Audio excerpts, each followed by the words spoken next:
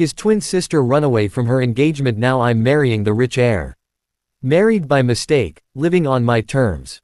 24-year-old Liam Reyes has always lived an ordinary life. Unlike his ambitious twin sister, Liann, Liam has never cared much about wealth, status, or family expectations. He works a regular job, enjoys gaming, late-night convenience store meals, and values nothing more than living life at his own pace. Everything changes when Liann disappears just 1 week before her arranged engagement to Lucas Laurent, the only grandson of the powerful Laurent family. Faced with losing an important business partnership and destroying the Reyes family's reputation, Liam's desperate father proposes the impossible. "You're twins. Take your sister's place." Liam thinks his father has lost his mind. "I'm a man. How am I supposed to marry another man? I'm not gay." But when he finally meets Lucas, the man simply says, "I know. You know. I've known from the beginning. Then why are you still agreeing?" Lucas shrugs. "My grandfather won't stop pressuring me to get married. Whether it's you or your sister doesn't matter. I just want everyone to leave me alone." With neither of them wanting romance and both trapped by family expectations, they make a deal. A marriage in name only. No pretending. No changing who they are. No forcing feelings. Liam has only one condition. "If I'm going to be your husband, I'm going to live however I want." Lucas smiles for the first time. "I wouldn't ask you to do anything else." What starts as a ridiculous arrangement slowly becomes a peaceful life filled with shared meals, quiet conversations, unexpected laughter, and the comfort of always having someone waiting at home. Sometimes, the family you choose begins with the most unexpected marriage. Volume 1, A Husband by Circumstance. Chapter 1, The Bride Who Vanished. The first sign that something was wrong was the untouched breakfast. At 7:30 in the morning, the Reyes family dining room was already alive with the usual sounds: the quiet clinking of porcelain cups, the rustle of newspapers, the soft footsteps of household staff moving between the kitchen and the long dining table. At the far end sat Liam Reyes. 24 years old. Messy black hair. Oversized gray shirt. One slipper half hanging from his foot. And absolutely no interest in whatever crisis his father was discussing on the phone. Yes, everything is ready." His father, Roberto Reyes, paced beside the windows with his phone pressed against his ear. "The engagement will proceed exactly as planned." Liam shoveled another spoonful of cereal into his mouth. Engagement. That word had been haunting their house for months. Not his engagement, thankfully. His twin sister's. Liann Reyes was scheduled to become officially engaged to Lucas Laurent in exactly 1 week. The Lucas Laurent, grandson of Victor Laurent, heir to Laurent Group, future billionaire. Business magazines loved him. Socialites wanted to marry him. Employees feared him. And according to the few photographs Liam had seen, Lucas apparently possessed only one facial expression. "I would rather be somewhere else." Liam couldn't understand why his sister had agreed to marry someone she'd barely spoken to. Actually, he could. Their father. The engagement had been arranged by their families years ago, though it had only become serious recently. The Reyes family owned a respectable company, but they weren't anywhere near the level of the Laurents. The Laurent Group had businesses in real estate, hotels, finance, technology, and several other industries Liam couldn't be bothered to remember. The marriage would strengthen the Reyes family's position considerably. Which was precisely why their father had been walking around like he'd personally won the lottery ever since the Laurents formally proposed the engagement.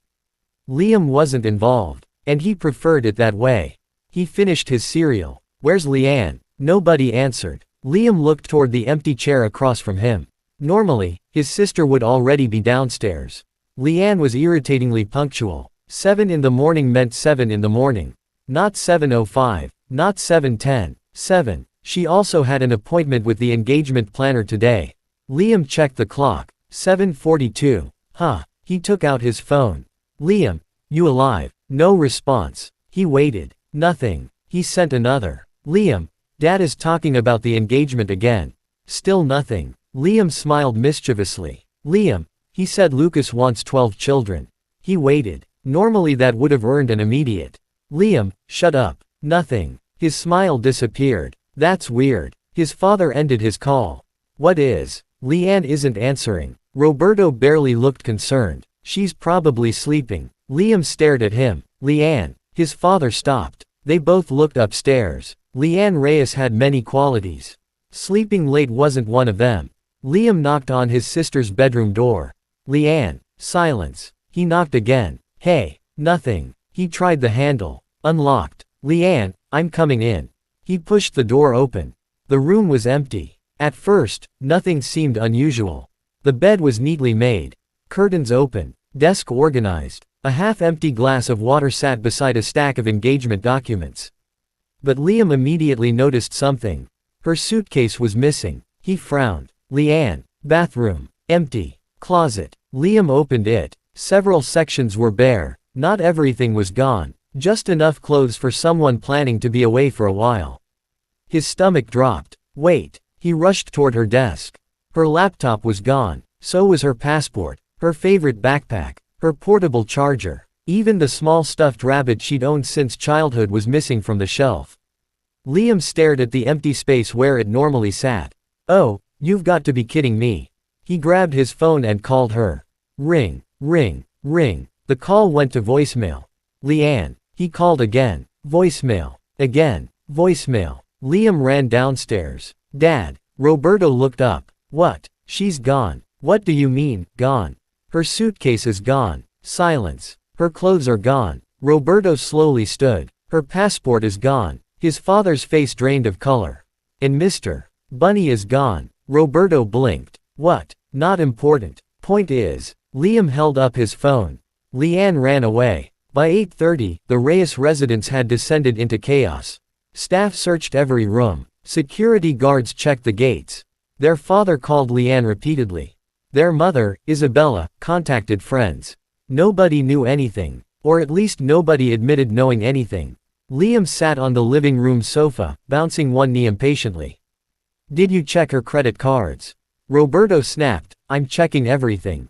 Her car. Still in the garage. Ride apps. Nothing. Airport. I have people checking. Liam rubbed his forehead. This didn't make sense. Liann wasn't reckless. She planned everything. Even when they were children, Liann wouldn't sneak cookies from the kitchen unless she'd already figured out where the cameras couldn't see.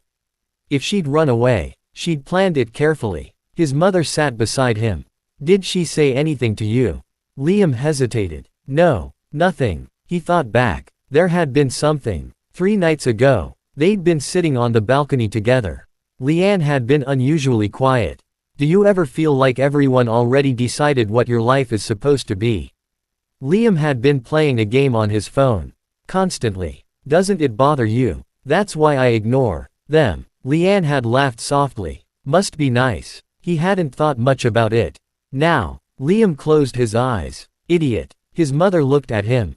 What? Nothing. He stood. I'm checking her room again. This time, Liam searched properly. Drawers. Books. Closet. Desk. He checked under the bed. Nothing. Then he noticed her engagement folder. It was sitting perfectly centered on the desk. Too perfectly. Liam opened it. Guest lists. Venue information. Dress fittings. Family agreements. Photographs of Lucas Laurent. Liam picked one up. Black hair. Sharp eyes. Expensive suit. Expressionless face. Sorry, rich guy. He dropped the photograph. Looks like you've been dumped before you even got engaged. Something white peeked from underneath the folder. Liam froze. An envelope. His name was written on it. Liam. He stared. No way. He tore it open. Inside was a handwritten letter. Liam. I'm sorry. I know you're probably angry. Correct. But I can't do this. Liam's expression changed. I tried. I really did. I attended the dinners. I smiled when Dad told me to smile. I met the planners. I tried on dresses. I listened while everyone discussed what kind of wife I should become. Nobody ever asked whether I wanted to become one. Liam slowly sat on the edge of the bed. Lucas Laurent isn't a bad person. At least, I don't think he is. But I don't love him. I barely know him. And I'm terrified that if I go through with this, I'll wake up 10 years from now and realize I lived somebody else's life. Liam swallowed. You always told me that if I hated something enough, I should stop complaining and do something about it. That sounds like terrible advice now. So I did. Despite himself, Liam smiled faintly. Then he continued. Don't look for me. I'm safe. I have enough money. I'll contact you when I'm ready. Please tell Mom I'm sorry. A longer pause. Then the final lines. And Liam, don't let Dad decide your life either. Love, Liann. Liam stared at the letter. His anger disappeared. He understood. That was the worst part. He understood completely. Stupid sister. He folded the letter carefully. You could have at least told me. His bedroom door suddenly slammed open. Liam. He jumped. His father stood there, breathing heavily. We have a problem. Liam held up the letter. I think we already established that. No. Roberto looked terrified. A much bigger problem. The Laurent family had called. Victor Laurent wanted confirmation that everything was proceeding as scheduled. Nobody had told them Liann was missing. Yet, Roberto paced around his study. We cannot cancel this engagement. Liam sat across from him. Pretty sure we can. You don't understand. Liann isn't here. We find her. She doesn't want to be found. We convince her. She doesn't want to marry him. This isn't only about what she wants. Liam's expression hardened. That's probably why she left. Silence. Roberto stopped pacing. For several seconds, father and son stared at each other. Then Roberto sighed. Our company is struggling. Liam frowned. What? His father sat heavily behind the desk. We've been struggling for almost a year. That was news. The Laurent partnership was supposed to stabilize us. Liam slowly leaned back. How bad? Roberto didn't answer immediately. That told Liam enough. Bad. If this engagement collapses now.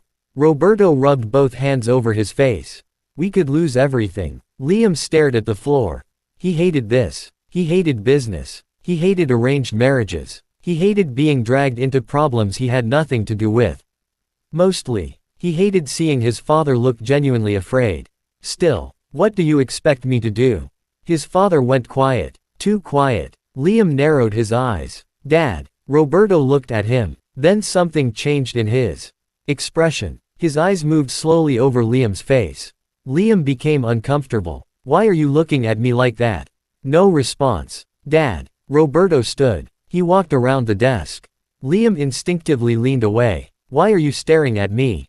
You and Liann. What about us? You're twins. Liam blinked. Yes. You look remarkably similar. Another blink. Dad. Same dark hair. Similar eyes. Similar facial structure. Growing up, strangers occasionally confused them from behind. But, Dad. Roberto's eyes widened slightly. Liam stood. No. I haven't said anything. You don't need to. Liam. No. Listen first. Absolutely not. Liam. I'm a guy. Roberto froze. Liam pointed at himself. A man. I know. Your son. I know. Then whatever insane thought is currently happening inside your head, kill it. Roberto inhaled. We only need to buy time. Liam stared at him. No. The engagement ceremony. No. You could attend in Liann's place. No. Liam. Have you lost your mind? His voice echoed through the study.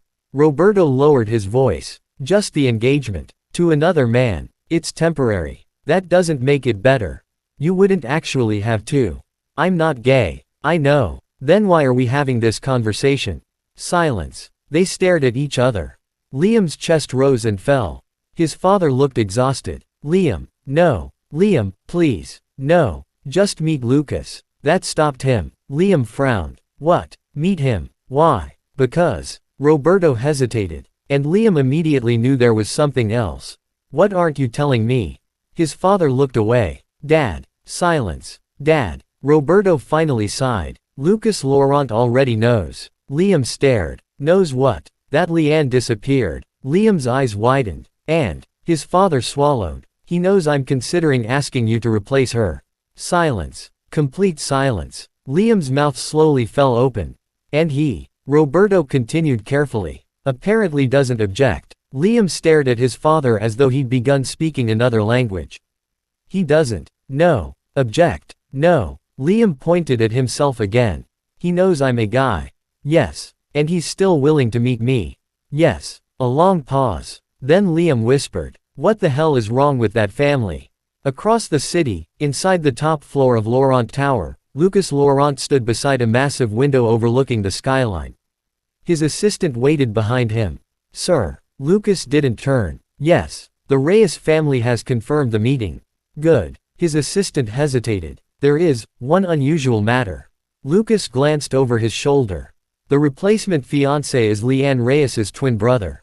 I know. He's a man. I know. The assistant stared. Lucas calmly returned his attention to the city.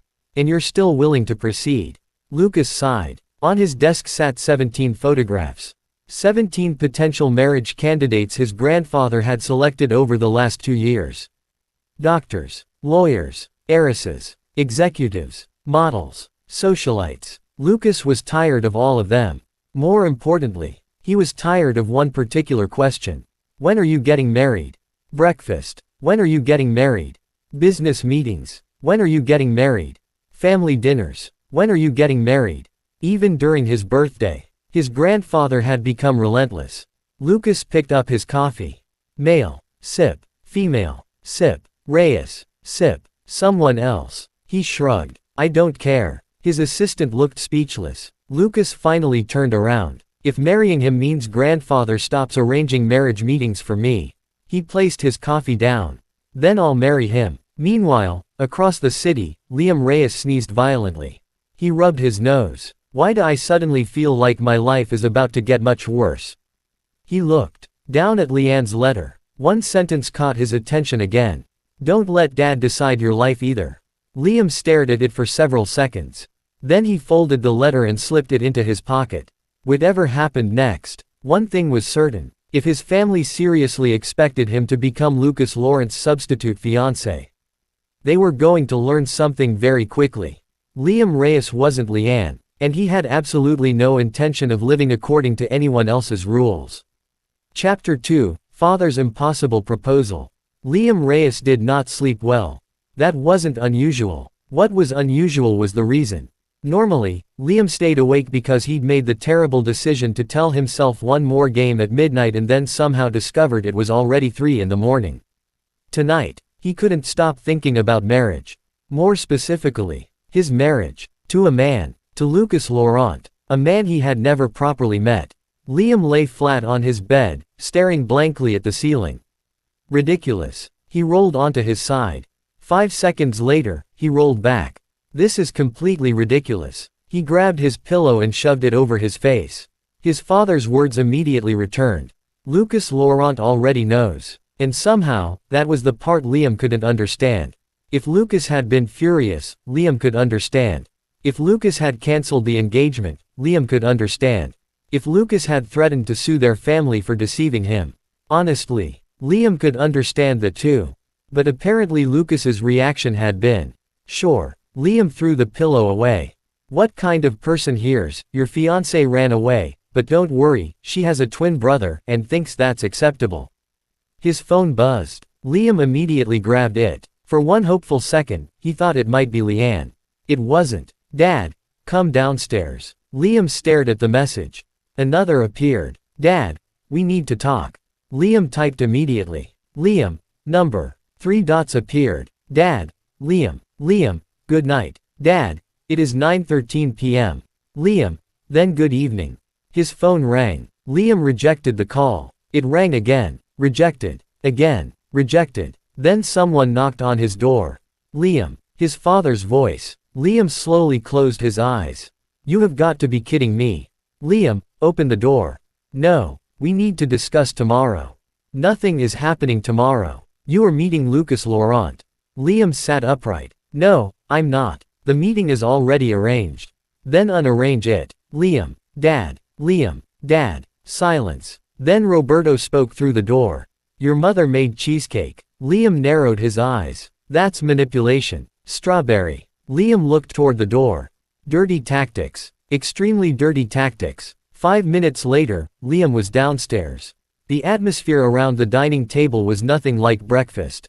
No phone calls. No staff walking around. No discussions about engagement flowers or venues. Only Liam, his parents, and an untouched strawberry cheesecake sitting between them like a peace offering. Liam immediately took a slice.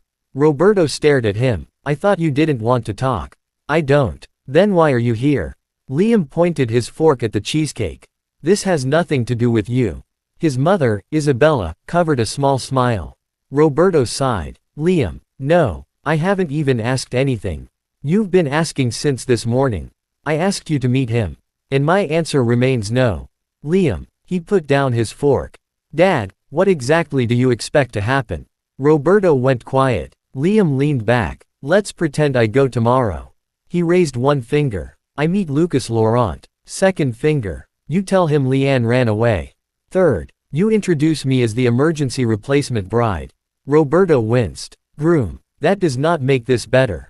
Isabella looked down, hiding another smile. Liam continued. And then what? Roberto didn't answer. No, seriously. Liam spread his hands. What happens next? The engagement proceeds. Liam stared. With me. Temporarily. Stop saying temporarily like I'm borrowing someone's jacket. We need time. For what? To stabilize the company. To figure out what Liann intends to do. To negotiate properly with the Laurents. So I'm basically a human delay button. Roberto frowned. That's not what I mean. Sounds exactly like what you mean. Isabella finally spoke. Liam. His expression softened slightly. His mother had been unusually quiet all day. She looked exhausted. I don't like this either. Roberto glanced at her. Isabella. No. She looked directly at her husband. This situation began because we pushed Liann too far. Roberto's jaw tightened. The arrangement was beneficial to everyone. Except Liann. Silence. Liam looked between his parents. His mother continued quietly. I should have noticed. Mom. She was unhappy. Isabella's fingers tightened around her cup. And I kept telling myself she was simply nervous. Liam remembered the letter in his pocket. Nobody ever asked whether I wanted to become one. His irritation returned. Dad. Roberto looked at him. Did you ever ask Liann if she actually wanted this? His father didn't respond. That was enough. Liam exhaled. There you go. Liam, business families make arrangements like this all the time. And people run away from them too, apparently. Liam. What? His voice wasn't loud. That somehow made it sharper. She left. Roberto looked away. Whatever reasons you had, whatever contracts you signed, whatever promises you made, the person you expected to stand beside Lucas didn't want to be there. Liam tapped his chest. And neither do I. Silence filled the dining room.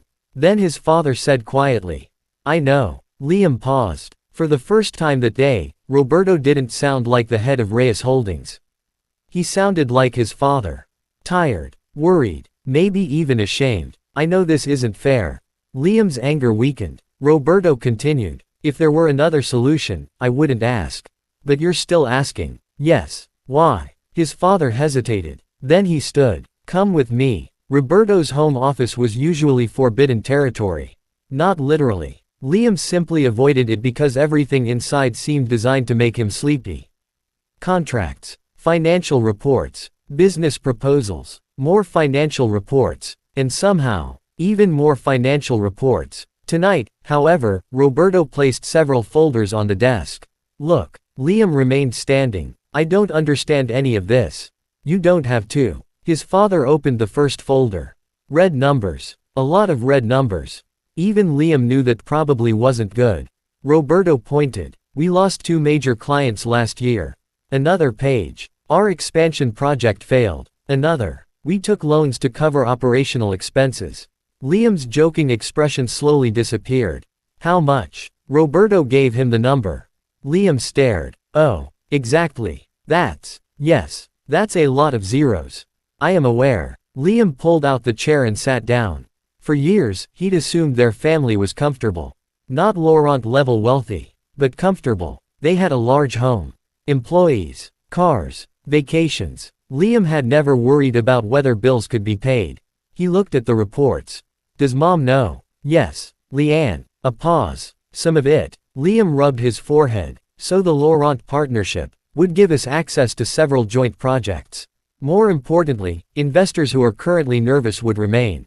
And if the engagement collapses, some will leave. How many? Enough. Liam stared at the papers. He hated numbers. Right now, he hated them even more. So this isn't just about embarrassment. No, you should have told us. I didn't want either of you worrying. Liam gave him a flat look. And arranging Liann's marriage seemed less worrying. Roberto looked away. Fair point. Liam leaned back. Still no. His father blinked. What? I said I understand. Liam stood. Understanding doesn't mean I'm agreeing. Liam, I'll meet him. Roberto froze. But that's it. Hope immediately appeared on his father's face. You'll meet. Liam emphasized the word, not marry. Roberto nodded quickly. Fine. Not engage. Fine. Not sign anything. Fine. Not wear a dress. His father looked offended. I wasn't going to ask you to wear a dress. You asked me to replace my twin sister. I'm establishing boundaries early. Roberto sighed. Fine. Liam walked toward the door. And if Lucas is some arrogant rich jerk, I'm leaving. Understood. And you're buying me dinner. What? You ruined my week. Liam. Expensive dinner. Roberto rubbed his forehead. Fine. Liam opened the door, then stopped. Dad. Yes. Why exactly doesn't Lucas care? Roberto hesitated. I don't know. Liam slowly frowned. That's comforting. The next morning, Liam stood in front of his closet. His father had sent a suit. Liam stared at it. Black. Tailored. Probably expensive. He closed the closet. No. He grabbed his usual clothes. Black jeans. White shirt. Light jacket. Sneakers. Done. His phone rang. Roberto. Are you ready? Yes. You're wearing the suit. No. Silence. Liam. You said I had to meet him. This is a formal meeting. I'm not marrying him. At least wear. Liam ended the call. His phone immediately buzzed. Dad. Wear the suit.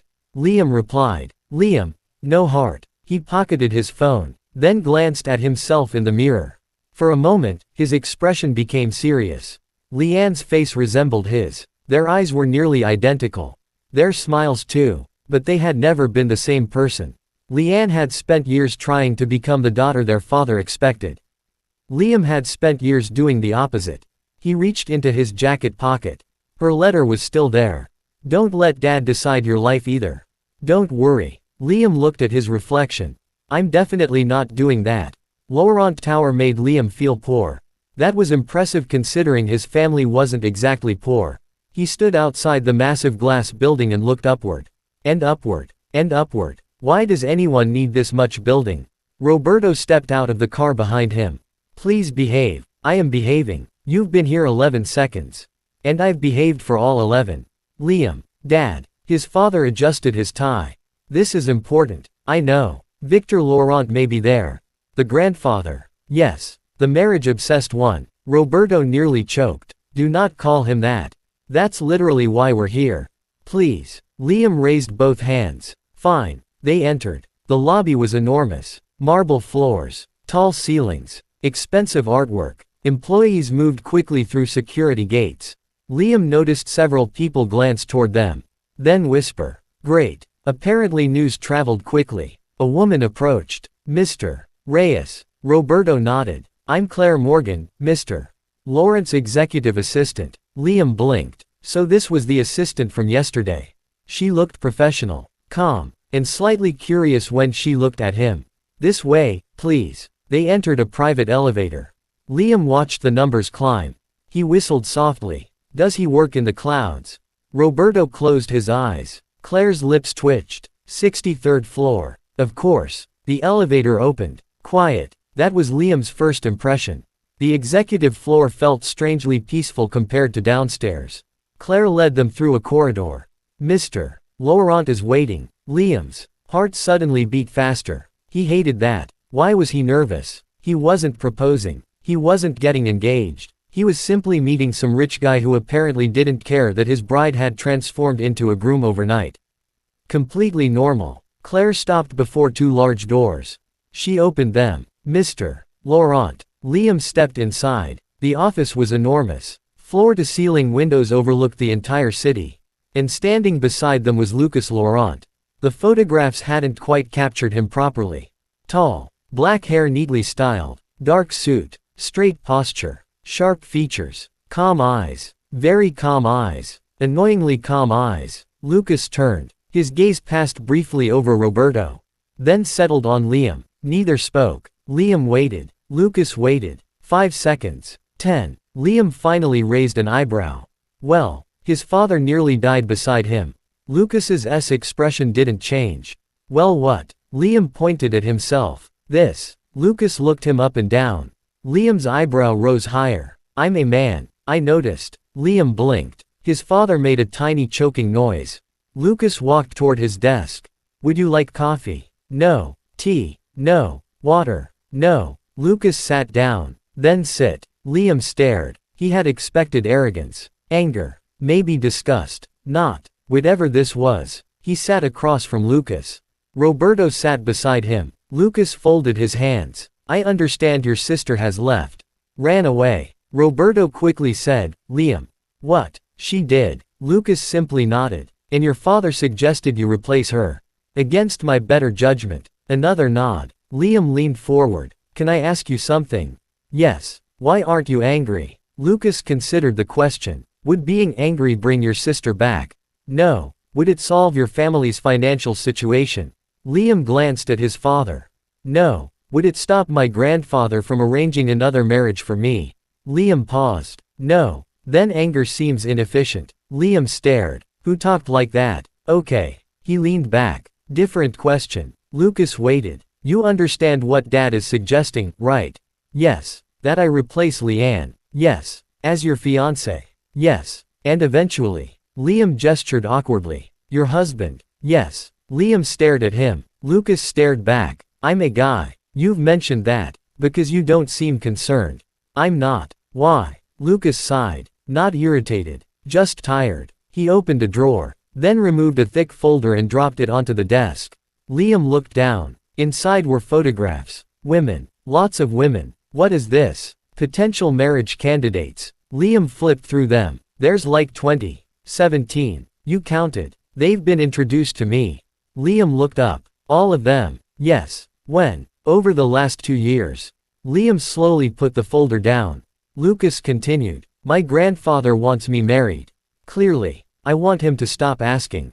Also clear. He approved the Reyes arrangement. With Liann. Originally. Liam narrowed his eyes. And now. Lucas looked directly at him.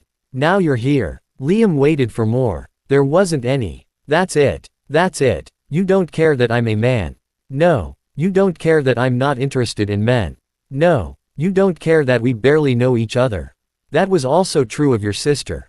Liam opened his mouth. Closed it. Opened it again. Fair. Lucas leaned back. I don't expect romance. That caught Liam's attention. I don't expect affection. Lucas continued. I don't expect you to change your lifestyle.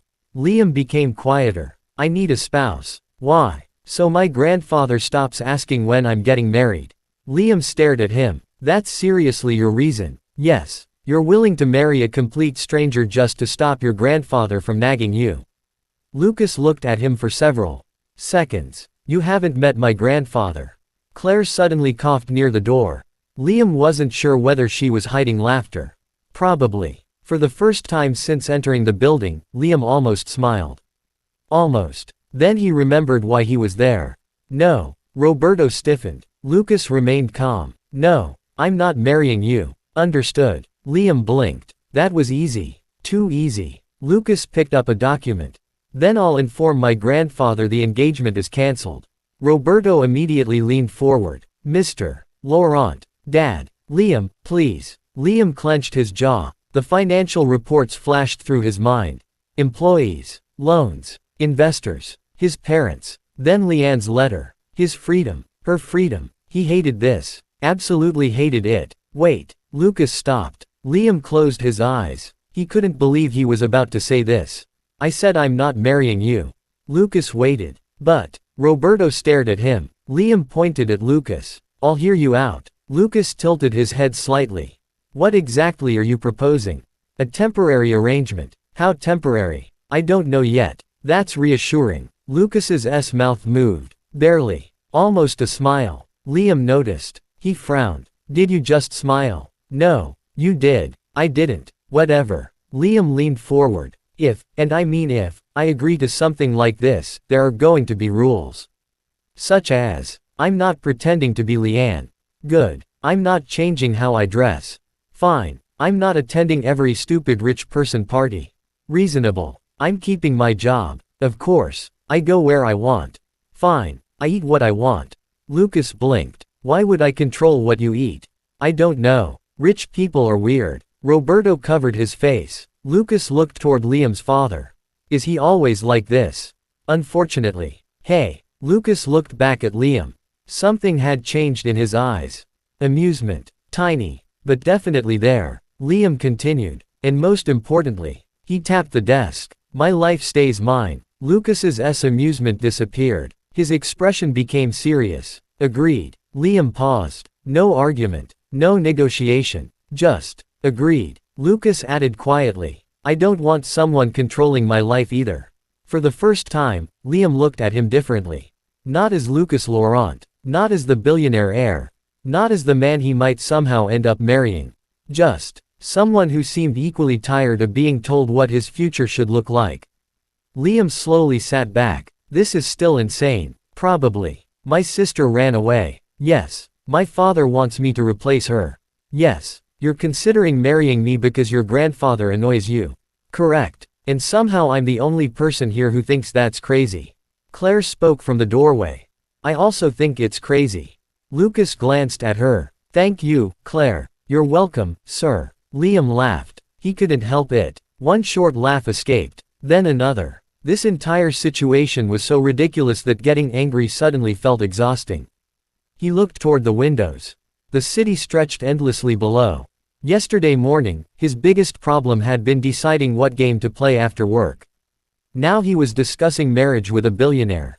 Life was stupid. Completely stupid. Liam stood. I'm not saying yes. Roberto's hopeful expression immediately fell. I'm not saying no either. Lucas nodded. Take your time. How long? Lucas checked his watch. My grandfather expects an answer by tomorrow. Liam stared. That's not taking my time.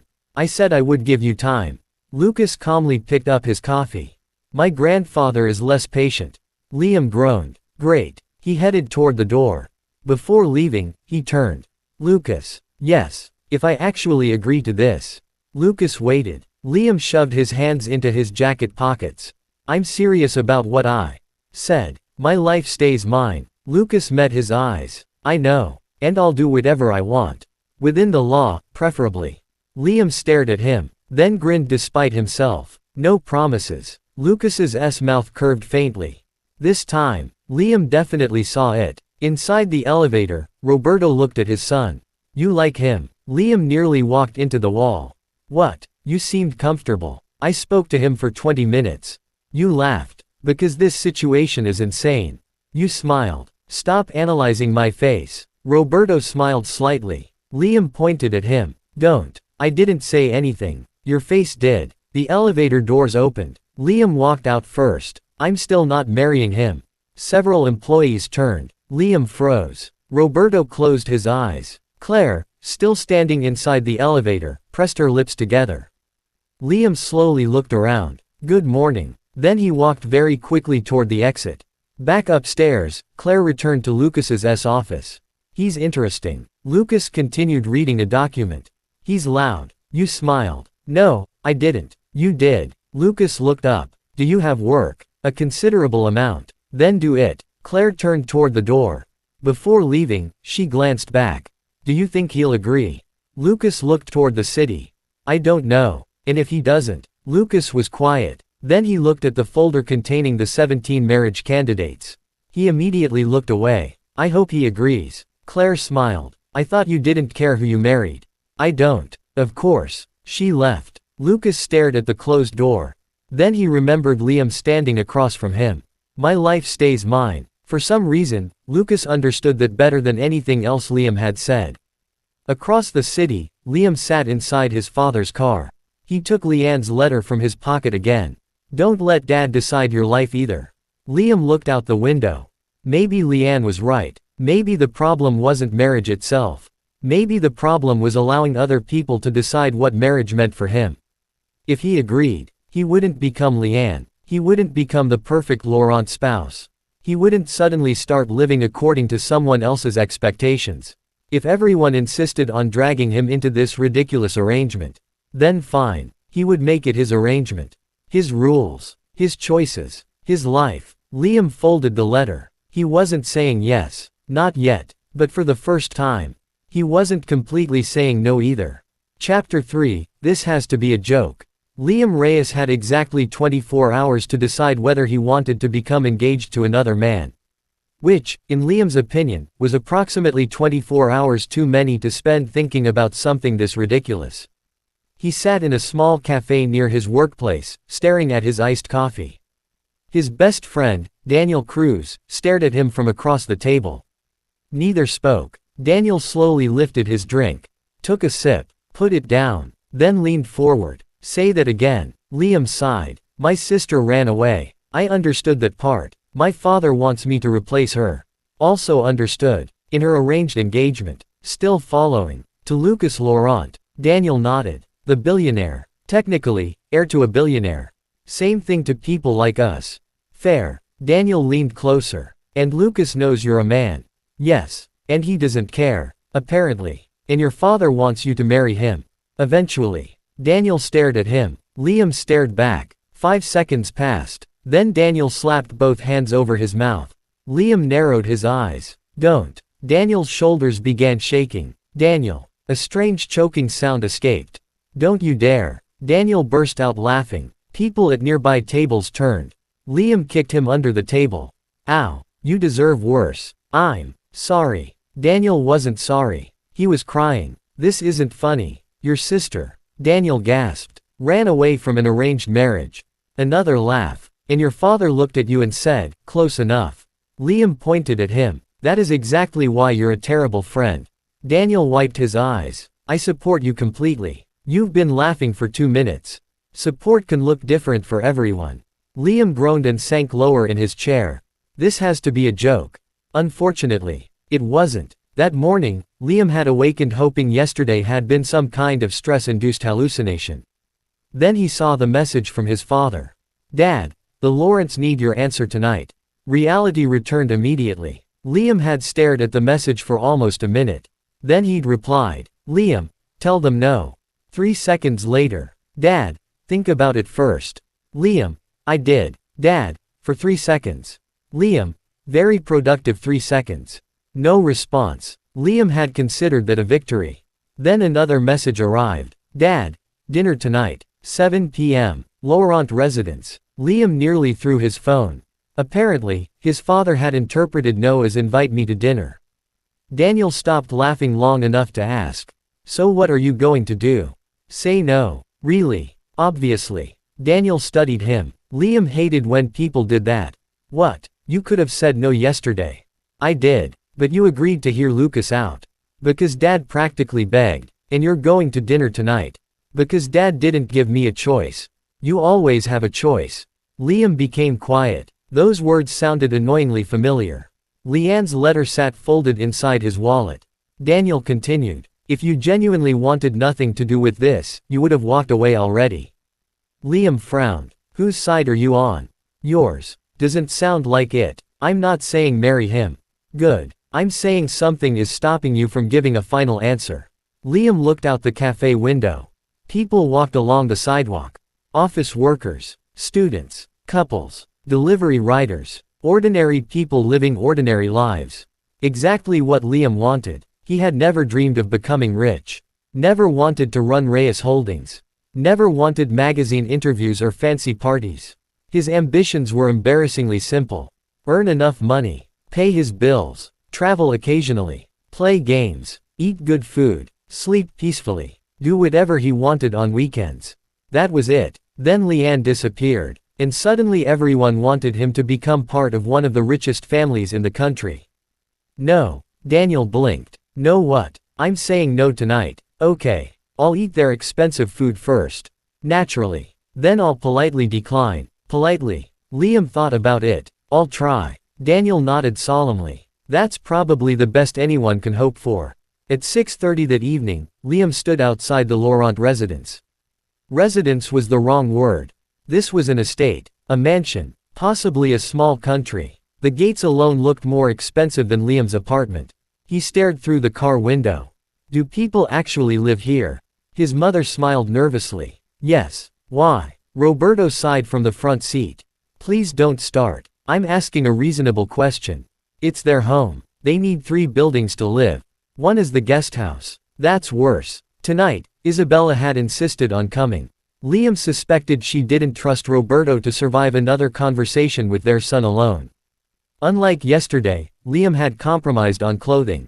Sort of. He wore black trousers, a simple dark shirt, and a jacket.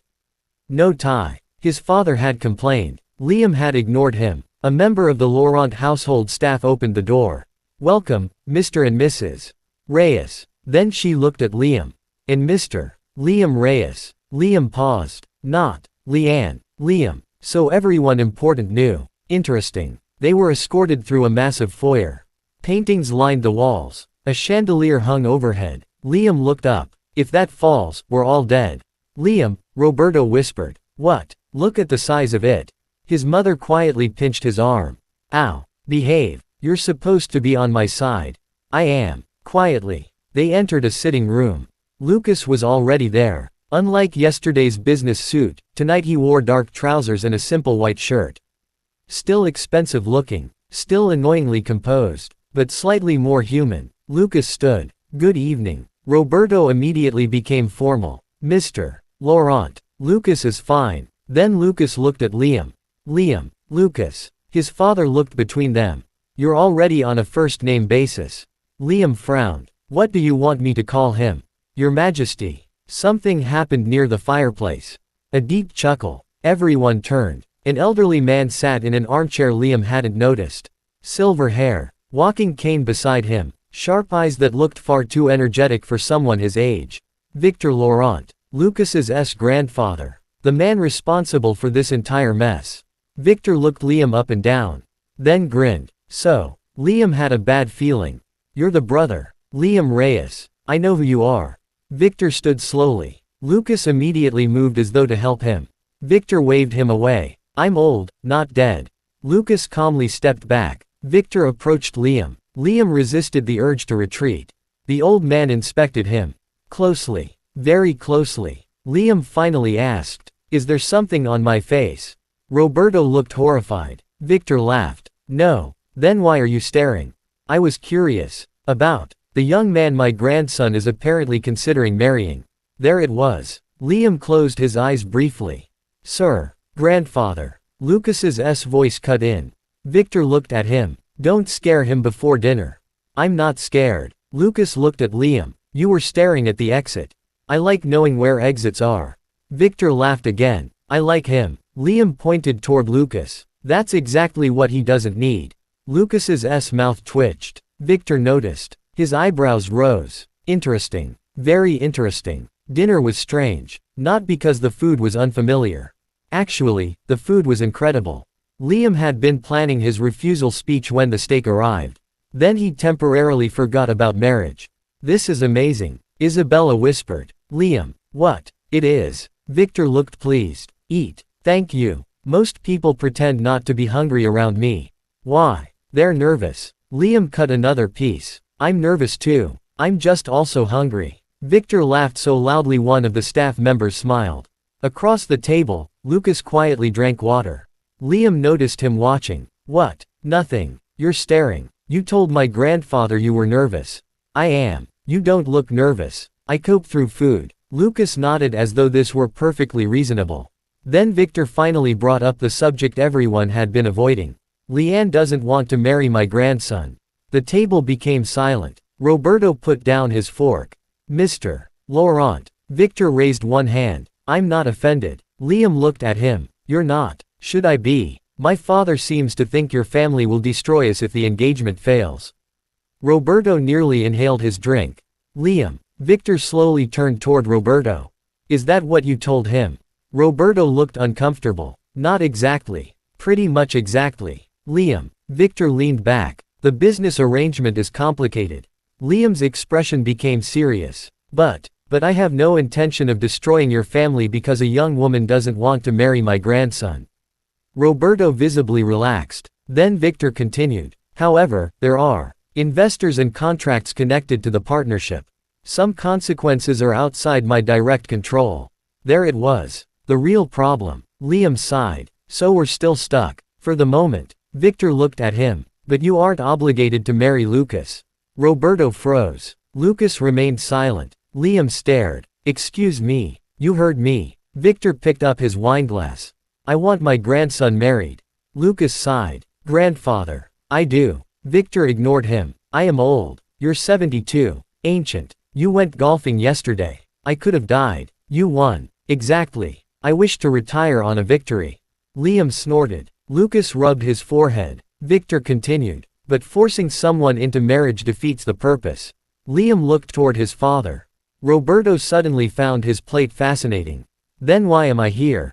Victor smiled. Because Lucas didn't reject the idea. Liam turned toward Lucas. Again, there was that problem. Lucas looked completely calm. Liam put down his fork. Okay. Everyone looked at him. I need someone to explain this properly. He pointed at Lucas. Why me? Lucas answered immediately. You're available. Liam stared. His mother coughed into her napkin. Victor burst out laughing. That's possibly the least romantic thing anyone has ever said. I'm not trying to be romantic. Clearly. Liam leaned toward Lucas. You're seriously considering marrying me because I'm available. Partly. What are the other parts? Lucas thought. Our families already have an agreement. Okay. My grandfather approves of your family. Okay. You understand this wouldn't be a romantic marriage. Definitely. You don't appear interested in controlling my life. Liam paused. No. And based on yesterday, you're extremely unlikely to pretend to be someone you're not. Liam slowly leaned back. That wasn't what he expected. Lucas continued. I don't want a perfect spouse. Victor looked offended. What was wrong with the candidates I introduced? Do you want the alphabetical list or chronological? Victor narrowed his eyes. Lucas ignored him. I want someone who won't interfere with how I live. Liam understood that. Far more than he wanted to admit. So we'd basically be roommates. Legally married roommates. That's worse. Potentially. And after your grandfather stops bothering you. Victor protested. I'm sitting right here. Neither paid attention. Lucas answered. We decide what happens next. Divorce. If that's what we want. What if one of us meets someone? We end the arrangement. What about money? Separate. My job. Keep it. Where would I live? My penthouse. Liam grimaced. Why? It has 6 bedrooms. Why do you need 6 bedrooms? I don't. Rich people. Lucas ignored that. You can have whichever room you want. Separate bedrooms. Obviously. Victor muttered. Young people these days. Lucas gave him a look.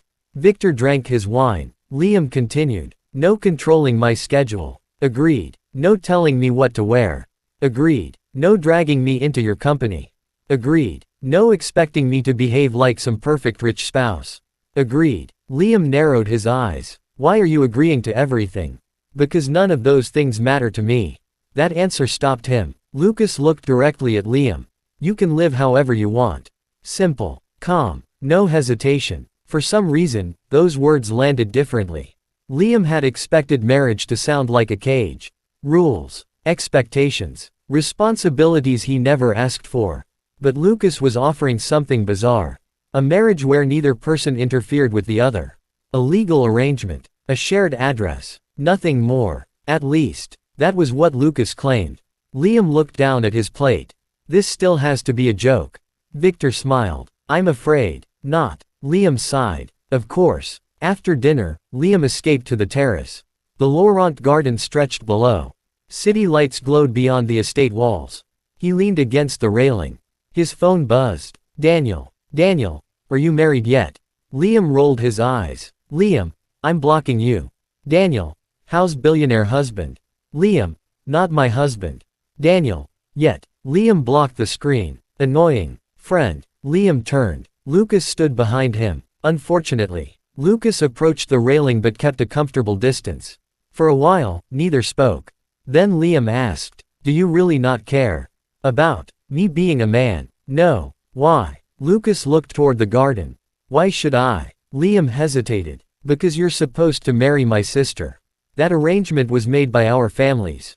And this one isn't. It would be. Lucas looked at him. But unlike your sister, you know exactly what you're agreeing to. Liam became quiet. That was true. Liann had felt trapped. Liam, at least, had a choice. He pulled her letter from his pocket. Lucas noticed but didn't ask. Liam unfolded it. Read the last line again. Don't let Dad decide your life either. She told me not to let Dad decide my life. Lucas nodded. Good advice. And yet I'm considering doing exactly what he asked. Are you? Liam frowned. What? Is your father deciding? Lucas leaned against the railing. Or are you? Liam stared at him. Lucas continued. If you refuse tonight, I won't stop you. My grandfather won't stop you. The business issues can be handled somehow. It may be difficult, but you'll still be free to leave. Liam looked away. Then why offer this? Because it solves problems for both families. A pause. And because. Lucas looked toward the warm lights inside the house. I think living with you would be less exhausting than being introduced to candidate number 18. Liam laughed before he could stop himself. Wow. What? You're terrible at compliments. That was a compliment. That's even worse. Lucas's mouth curved slightly. Liam noticed again. For someone known publicly as cold and intimidating. Lucas smiled more around him than Liam expected. That was weird. He pushed the thought aside. Let's say I agree. Lucas waited. Just hypothetically. Of course. I'm not becoming part of your rich person world. You'd technically become a Laurent. Don't remind me. You asked. I regret it. Lucas waited patiently. Liam continued. I mean it. I don't want bodyguards following me everywhere. Unless necessary. No. We'll negotiate. No fancy clothes every day. Fine. I still go to convenience stores. I've heard they're legal. Liam gave him a look. I play games. Congratulations. I sleep late on weekends. I don't care. I sometimes eat instant noodles at 2 in the morning. That sounds unhealthy. That's the first thing you've objected to. I'm concerned about sodium. Liam stared, then burst out laughing. Lucas looked faintly amused. And suddenly, the situation didn't feel quite as terrifying. Still insane. Definitely insane, but not terrifying. Liam looked toward the city. If he did this, he wouldn't become someone else's version of a husband. He wouldn't become Liann. He wouldn't become the perfect Reyes son. He wouldn't become the polished Laurent spouse. He'd just be Liam, doing whatever he wanted, living however he wanted. And if Lucas truly didn't care, maybe this could work. Temporarily. Very temporarily. Probably. Liam sighed. I need one more night. Lucas nodded. Take it. No surprise wedding tomorrow. No. No engagement ring appearing at breakfast. No. No grandfather hiding behind curtains with a priest. Lucas considered that. I can't guarantee what grandfather will do. Liam stared. You're joking. I am. Liam pointed at him. You really are learning. Lucas smiled. This time openly. It transformed his entire face. Liam froze for half a second. Then immediately looked away. Nope. Not thinking about that. Absolutely not. He was not gay. Lucas was simply annoyingly good looking. That was an objective observation. Like noticing an expensive car. Nothing more. Liam cleared his throat. Tomorrow. I'll give you my answer tomorrow. Lucas nodded. All right. Liam started walking inside, then stopped. He looked back. If I say yes. Lucas waited. I'm doing this my way. Lucas didn't hesitate. Then do it your way. Liam stared at him for a moment. Then smiled faintly. Maybe everyone had already decided what this marriage was supposed to be. A business arrangement. A replacement. A solution to a family problem. Fine. Let them think that. If Liam chose to step into it, he would decide what came afterward. His rules. His freedom. His life. And if that drove everyone crazy, even better. Later that night, Liam returned home. He kicked off his shoes, changed into pajamas, made instant noodles, then sat cross-legged on his bed with his laptop open. On one side of the screen was his game. On the other, a blank document. At the top, Liam typed, "If I lose my mind and agree to marry Lucas Laurent." He stared, then added, "Rule number 1, I live however I want. Rule 2, Lucas doesn't control my life. Rule 3, I don't control his. Rule 4, separate bedrooms. Rule 5, no fake romance unless absolutely necessary. Rule 6, my job stays mine. Rule 7, my money stays mine. Rule 8, I can leave if I want." Liam stared at the list, then slowly added one final rule. Rule number 9, if this stops feeling like my life, I walk away. He leaned back. Liann's letter rested beside the laptop. For the first time since she disappeared, Liam felt like he understood what she'd been trying to tell him. Freedom didn't always mean running. Sometimes, freedom meant staying, but refusing to surrender yourself. Liam picked up his phone. Lucas's number had been added earlier that evening. He opened their conversation. Empty. His thumb hovered over the keyboard. He typed, Liam, I have conditions. He stared at it, then pressed send. A response arrived less than a minute later. Lucas, I expected that. Liam narrowed his eyes. Liam, a lot of conditions. Lucas, I expected that too.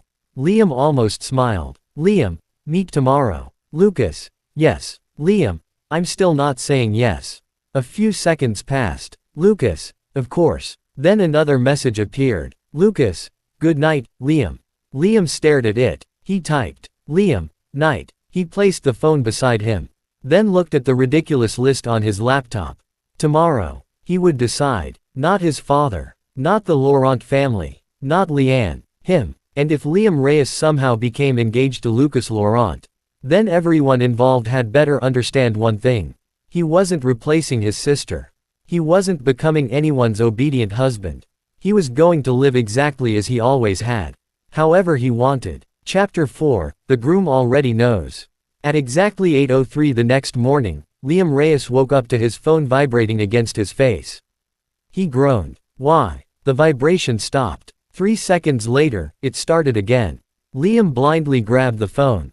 Hello. Good morning. Liam's eyes opened. That voice was far too calm for 8 in the morning. Lucas. Yes. Liam immediately checked the time. 8:03. Why are you calling me? You asked to meet today. Today has 24 hours. A pause. I assumed morning would be convenient. You assumed wrong. I see. Liam buried his face in his pillow. What time do rich people wake up? Usually 6. That's disgusting. Another pause. Then, should I call? Later. Yes. 9. No. 10. Maybe. 11. Now you're speaking my language. Lucas sounded faintly amused. 11. Then. Good. Liam was about to hang up. Liam. Bring your conditions. His eyes opened again. You remember. You told me you had a lot of them. I do. I expected as much. Liam sat up. Are you making fun of me? No. You sound like you're making fun of me. I'll see you at 11. The call ended. Liam stared at his phone. He definitely made fun of me. Then he dropped backward onto his pillow. Today was decision day. Yesterday he'd told Lucas he needed one more night. Unfortunately, one more night had passed. Liam had spent most of it staring at the list he'd made. 9 rules. 9 very reasonable rules, in his opinion. Especially number 9. If this stops feeling like my life, I walk away. He picked up his phone again. No messages from Liann. That bothered him more than he wanted to admit. He opened their conversation. Her last message had been sent 2 days before she disappeared. Liann, buy milk on your way home. That was it. No goodbye. No warning. Just milk. Liam typed. Liam, you owe me. He stared at the screen. Then added. Liam, a lot. He hesitated. Liam, I'm not angry that you left. Another pause. Liam, I'm angry you didn't tell me. He sent it. No reply. Liam sighed. Fine. He threw off the blanket. Let's go negotiate my ridiculous marriage. At 10:58, Liam entered a quiet private lounge inside Laurent Tower. No father. No grandfather. No lawyers. Just Lucas. Exactly what Liam had requested. Lucas was sitting near the window with a laptop open. Today, he wore a charcoal shirt with the sleeves folded neatly to his forearms. Liam hated that he noticed. Again, objective observation. Nothing else. Lucas looked up. You're early. Liam checked the clock. By 2 minutes. Still early. Don't get used to it. Lucas closed his laptop. Coffee. Yes. Lucas glanced toward the counter. I ordered one. A staff member brought over an iced coffee. Liam stared. He looked at Lucas. Then at the drink. Then back at Lucas. How did you know? You ordered iced coffee yesterday. Liam narrowed his eyes. That's creepy. It's memory. Creepy memory. Lucas pushed the drink toward him. Liam took it anyway. Thanks. You're welcome. They sat across from each other. Silence. Lucas waited. Liam drank his coffee. Lucas continued waiting. Finally, Liam put down the cup. You're really going to make me start. You requested the meeting, right? Liam reached into his bag. He pulled out several sheets of paper. Lucas looked at them. That's more than I expected. You were warned. I was. Liam placed the pages on the table. At the top, in large letters. Conditions for the most ridiculous arranged marriage in human history. Lucas read it. His mouth twitched. Liam pointed. Don't laugh. I'm not. You almost did. I didn't. You and your face are terrible liars. Lucas leaned back. Continue. Liam cleared his throat. Before anything else, I need something explained. What? Everything. Lucas raised an eyebrow. I've spent 3 days hearing different versions of this. Liam counted on his fingers. Dad says we need the marriage because of business. Grandfather wants you married because apparently that's his favorite hobby. You want him to stop introducing women to you. And somehow, when Liann disappears, everyone looks at me. He leaned forward. So tell me the truth. Lucas's expression became more serious. Which part? Did you know Liann didn't want to marry you? Silence. Then Lucas answered. Yes. Liam froze. You knew? Yes. Since when? Before she disappeared. Liam stared at him. Yesterday Lucas had said he knew Liann had left. But this was different. You knew. She didn't want the marriage. Yes. And you still agreed. She knew I didn't want it either. That changed everything. Liam sat back. You talked about it. Twice. Only twice. We weren't exactly close. Apparently. Lucas folded his hands. The first time was during a family dinner. Liam remembered that dinner. He hadn't attended. He deliberately scheduled work so he wouldn't have to. The second time, about 2 weeks before she disappeared. Liam's eyes narrowed. What did she say? Lucas hesitated. That she felt trapped. Liam's expression changed. Lucas continued. She asked whether I planned to control what she did after we married. And I told her no. She asked if she could continue working. I said yes. She asked whether she could travel. I said yes. She asked whether I expected children. Lucas paused. I said no. Liam stared. Then why did she run? Because the problem wasn't me. Lucas's voice remained calm. The problem was the marriage itself. Liam became quiet. That made sense. Painfully so. Liann hadn't run from Lucas. She'd run from a future everyone had chosen for her. Lucas looked down at the table. She didn't want to become someone's wife because our families decided she should. Liam thought about her letter.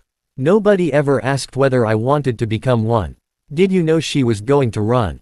No. You would have stopped her. Lucas thought about it. No. Liam looked up. No. I would have told her to inform you first. Liam blinked. Me. She talked about you. That surprised him. What did she say? That her brother was irritating. Sounds right. Lazy. Rude. That one's subjective. Unreasonably stubborn. Definitely subjective. Lucas paused. And that you were the only person in your family who seemed happy. Liam's joking expression disappeared. Lucas continued quietly. She said you lived exactly how you wanted. Liam looked away. That sounded like Liann. Too much like Liann. She was jealous of that. I think she admired it. For several seconds, Liam said nothing. Then he picked up his coffee. Well, he drank. Now I feel terrible. Why? Because while she was having an existential crisis, I was probably playing games. She didn't blame you. Still, Liam sighed. I should have noticed. Lucas's voice softened. So should I. Liam looked at him. You barely knew her. I knew enough to recognize she was unhappy. That's more than most people did. Silence settled between them. It wasn't uncomfortable. That surprised Liam. He looked at the papers again. Okay. Lucas waited. Second question. Go ahead. You knew I was a man before we met. Yes. How? Your father told my grandfather. Grandfather told me. Liam stared. So there wasn't some dramatic investigation. No. No secret background check. Your family has already been thoroughly investigated. Liam slowly lowered his coffee. What? Lucas paused. Standard procedure. Rich people are terrifying. Lucas ignored that. Liam continued. And when grandfather said, the bride ran away, but she has a twin brother, you just said okay. Not exactly. What did you say? Lucas was silent. Liam leaned closer. Lucas, I asked whether you were willing. Liam paused. And, grandfather said your father was discussing it with you. So you didn't agree immediately. No, that mattered. More than Liam expected. If Dad had said I didn't want it, I would have refused. Liam studied him. Why? Because forcing you would create more problems than it solves. Very romantic. This isn't romance. Thank God. Lucas gave him a flat look. Liam smiled. Then he became serious again. So you really don't care that I'm a man? No. You're attracted to men. Lucas paused. Liam immediately raised both hands. You don't have to answer that. You asked. I know. It sounded less personal in my head. Lucas considered his answer. I've never cared much about gender. Liam blinked. Oh. I've also never cared much about relationships. Oh. My work takes most of my time. That sounds depressing. I'm comfortable with it. Still depressing. Lucas sighed. And you? Liam nearly choked on his coffee. Me. You repeatedly tell everyone you're not gay. Because I'm not. I know. I've only dated women. All right. I've never looked at a guy and thought. Liam stopped. Because Lucas was sitting directly across from him. Looking unfairly attractive in rolled sleeves. Liam's brain betrayed him. Okay, objectively, he's good looking. Liam immediately slapped both palms against the table. Lucas blinked. What? Nothing. Are you okay? Perfect. You look disturbed. I'm fine. Lucas stared at him. Liam pointed at his papers. Rules. All right. Liam straightened the pages. Rule number 1. Lucas waited. I live however I want. Agreed. You haven't heard the explanation. Do I need one? Yes. Liam leaned forward. I mean exactly what it sounds like.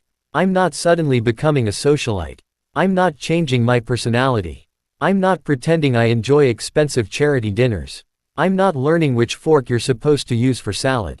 That's the smaller one. I don't care. Lucas nodded. Continue. I'll wear what I want when we're not at formal events. Fine. I can still see my friends. Obviously. I can go out alone. Unless there's a security concern. Liam frowned. Define security concern. Credible threat. Not. Lucas feels like sending bodyguards.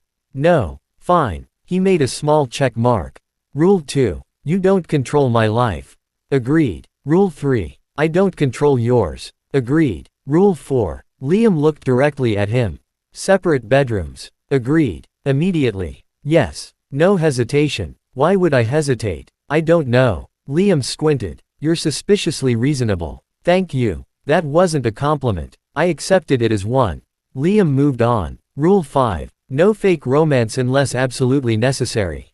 Lucas tilted his head. Define absolutely necessary. Family events. Public appearances. Grandfather spying from behind curtains. My grandfather does not hide behind curtains.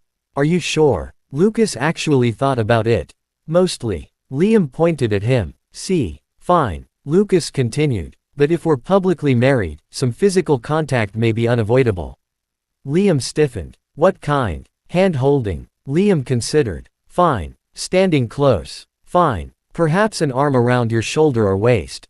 Liam narrowed his eyes. Shoulder. Noted. And kissing? Lucas asked. Liam nearly launched himself out of his chair. No. Several people across the lounge looked over.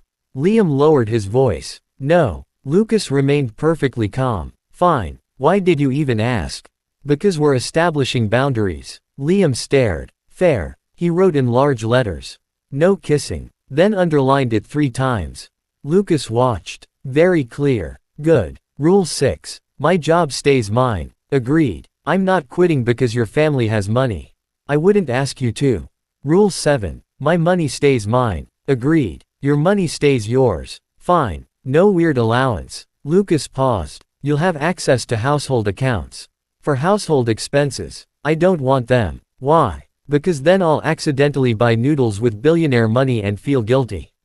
Lucas stared at him. Liam. What? We can afford noodles. That's not the point. Lucas rubbed his temple. Fine. Liam smiled victoriously. Rule 8. He became serious. I can leave. Lucas's expression changed slightly. If I decide I can't do this anymore, I leave. No lawsuits. No threats. No family pressure. No trapping me with contracts. Lucas nodded once. Agreed. Liam searched his face. Just like that. Yes. And the business partnership. We separate it from the personal arrangement as much as possible. Can you do that? It'll take time. But yes. Liam slowly nodded. Finally. Rule 9. He looked at the last line. His voice became quieter. If this stops feeling like my life. He tapped the page. I walk away. Lucas looked at the sentence. Then at Liam. Agreed. No joke. No hesitation. Liam swallowed. Lucas reached for a pen. May I add something? Liam immediately became suspicious. What? One condition. I knew it. Lucas ignored him. If either of us becomes uncomfortable with the arrangement. He wrote beneath Liam's rules. We talk before making a decision. Liam read it. That's it. Yes. You don't want obedience. No. You don't want me attending every event. No. You don't want some perfect spouse waiting at home. No. You don't want me cooking. Can you cook? Instant noodles. Then definitely no. Rude. Lucas almost smiled. Liam looked down at the paper. 9 rules. 1 additional condition. It looked absurdly simple. Too simple for something as enormous as marriage. There's another problem. What? My name. Lucas waited. I'm not pretending to be Liann. Obviously. No hiding it. No. My family wanted to buy time. We can announce that circumstances changed and the engagement is now between us. Liam stared. People are going to lose their minds. Probably. Your company's stock might explode. Hopefully upward. Liam laughed. Then stopped. Wait. He leaned closer. You mean publicly? Yes. As Liam Reyes? Yes. A man. Lucas looked tired. Unless something has changed in the last hour. Liam pointed. Don't get sarcastic with me. You started it. Liam slowly sat back. This was different from what he'd imagined. He thought he'd have to hide. Pretend. Maybe even let people believe he was somehow standing in for Liann temporarily. Instead Lucas was saying, no. If Liam agreed, he'd enter the arrangement as himself. That removed something heavy from his chest. He hadn't realized it was there until now. So, Liam stared at the contract. This wouldn't be me replacing Liann. No. Lucas's answer came immediately. You can't replace her. Liam looked at him. And I wouldn't want you to. Something inside Liam relaxed. Lucas slid the papers back toward him. If you agree, Liam Reyes becomes my fiancé. Not Liann's substitute. Not someone's replacement. You. Liam stared at his name at the top of the page. For days, everyone had talked about him replacing his sister. Take her place. Save the engagement. Save the partnership. Become what she refused to become. But Lucas wasn't asking for Liann. Maybe he wasn't asking for Liam either, exactly. He was asking for a partner in an arrangement. Nothing romantic. Nothing emotional. Just 2 people trying to get their families to stop deciding their futures. Strangely, Liam could live with that. Maybe. He picked up the pen. Lucas watched silently. Liam hovered over the signature line. This is still insane. Yes. If this goes terribly, I'm blaming you. Your father proposed it. I'm blaming him too. Fair. Liam looked at Lucas. Last chance. 4. To realize marrying me is a terrible idea. Lucas considered him. Then calmly said, I already knew that. Liam's jaw dropped. Excuse me. Lucas smiled. A real one. Liam pointed the pen at him. You're getting way too comfortable. Are you signing? Maybe I won't now. That's your choice. Liam glared. Then, he laughed. Quietly. He looked down again. His signature would change everything. Not necessarily forever. But enough. He thought of his father. His mother. Their employees. Liann somewhere far away, trying to find her own life. Then he thought about himself. He wasn't sacrificing his freedom. Not if the rules were real. Not if Lucas kept his word. And if Lucas didn't. Rule 9. He could leave. Liam lowered the pen. He signed. Liam Reyes. The room suddenly felt extremely quiet. Lucas looked at the signature. Then signed beneath it. Lucas Laurent. Liam stared. Did I seriously just agree to become engaged to you?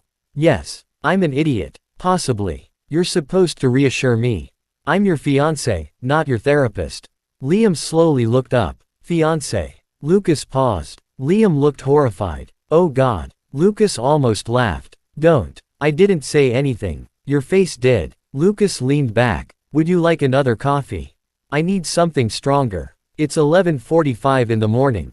Exactly. Liam covered his face. He had done it. He had actually done it. Liam Reyes. Ordinary employee. Professional procrastinator. Weekend gamer. Instant noodle enthusiast. Was officially engaged to Lucas Laurent. One of the richest heirs in the country.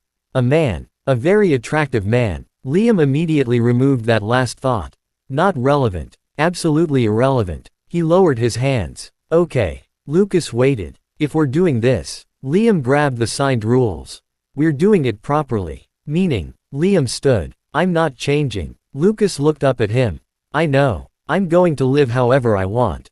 I know. I'm probably going to annoy you. I'm beginning to understand that. I'm serious. So am I. Lucas stood too. They faced each other across the table. Then Lucas held out his hand. Liam looked at it. What's this? A handshake. Why? We have an agreement. Liam stared, then laughed. Wow. He shook Lucas's hand. This might be the least romantic engagement in history. Lucas's hand was warm. His grip steady. That's the idea. Liam looked at him. For some reason, he didn't immediately let go. Neither did Lucas. 1 second. 2. Liam noticed. His eyes dropped toward their hands. He released Lucas immediately. Right. Lucas calmly lowered his hand. Liam grabbed his bag. I'm leaving. All right. I have work. Of course. And don't call me at 8 tomorrow. I'll remember. Liam started walking away. Liam. He stopped. What? Lucas held up the signed pages. You forgot your conditions. Liam walked back, snatched them, and pointed at Lucas. Memorize them. I already have. Liam blinked. Creepy memory. Lucas smiled. Liam turned and left before his own face could betray him. 5 minutes later, Liam stood alone inside the elevator. The doors closed. Silence. He stared at his reflection. Then at the papers. Then back at himself. I'm engaged. The elevator descended. I'm engaged to a man. 32nd floor. I'm engaged to Lucas Laurent. 21st floor. I'm not gay. 15th floor. This is temporary. 8th floor. I have rules. Lobby. The elevator doors opened. Liam stepped out. Then stopped. His father and mother were waiting. Roberto immediately stood. Well, Liam looked at him. Then at his mother. Then at the contract in his hand. His mother seemed afraid to ask. Liam sighed. I said yes. Roberto's eyes widened. Isabella covered her mouth. But, Liam immediately raised one finger. Do not celebrate yet. Roberto froze. I have rules. Of course you do. A lot of rules. Liam. And if anyone tries to turn me into some perfect Laurent spouse, I'm leaving. His father nodded. Understood. I mean it. I know. Liam looked at his mother. She walked forward and hugged him. He stiffened. Then relaxed. You don't have to do this, she whispered. Liam closed his eyes. I know. Then why? He thought about it. Because of the company. Partly. Because of Liann. Partly. Because Lucas seemed tolerable. Annoyingly, partly. But mostly. Because I'm choosing it. His mother pulled back. Liam smiled faintly. And if I hate it?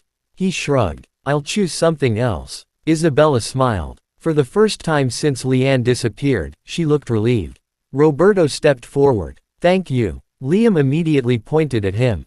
You're still buying dinner. Roberto stared. After everything. Especially after everything. His mother laughed. And Liam realized something. His life had just become unbelievably complicated. But strangely, he didn't feel trapped. Not yet. Maybe because this time, he had chosen to step forward himself. Upstairs, Lucas returned to his office. Claire was waiting. Well, Lucas placed the signed agreement on his desk. Claire's eyebrows rose. He agreed. Yes. Congratulations. Lucas gave her a look. It's an arrangement. Of course. Nothing more. Naturally. Lucas opened his laptop. Claire didn't move. What? She smiled. You look pleased. I successfully avoided candidate number 18. Ah. Claire nodded solemnly. A true love story. Claire, I'm leaving. She walked toward the door. Then stopped. Sir. Lucas looked up. Your grandfather is going to be unbearable. Lucas's expression changed. He slowly leaned back. He had forgotten that part. Claire smiled sweetly. Good luck. The door closed. Lucas stared at it. Then his phone vibrated. Grandfather. Did he say yes? Another message arrived immediately. Grandfather. Then, grandfather. Lucas. Lucas closed his eyes. Maybe marrying Liam wouldn't actually solve his grandfather problem. It might make it worse. His phone vibrated again. Grandfather. When is the wedding? Lucas stared at the ceiling.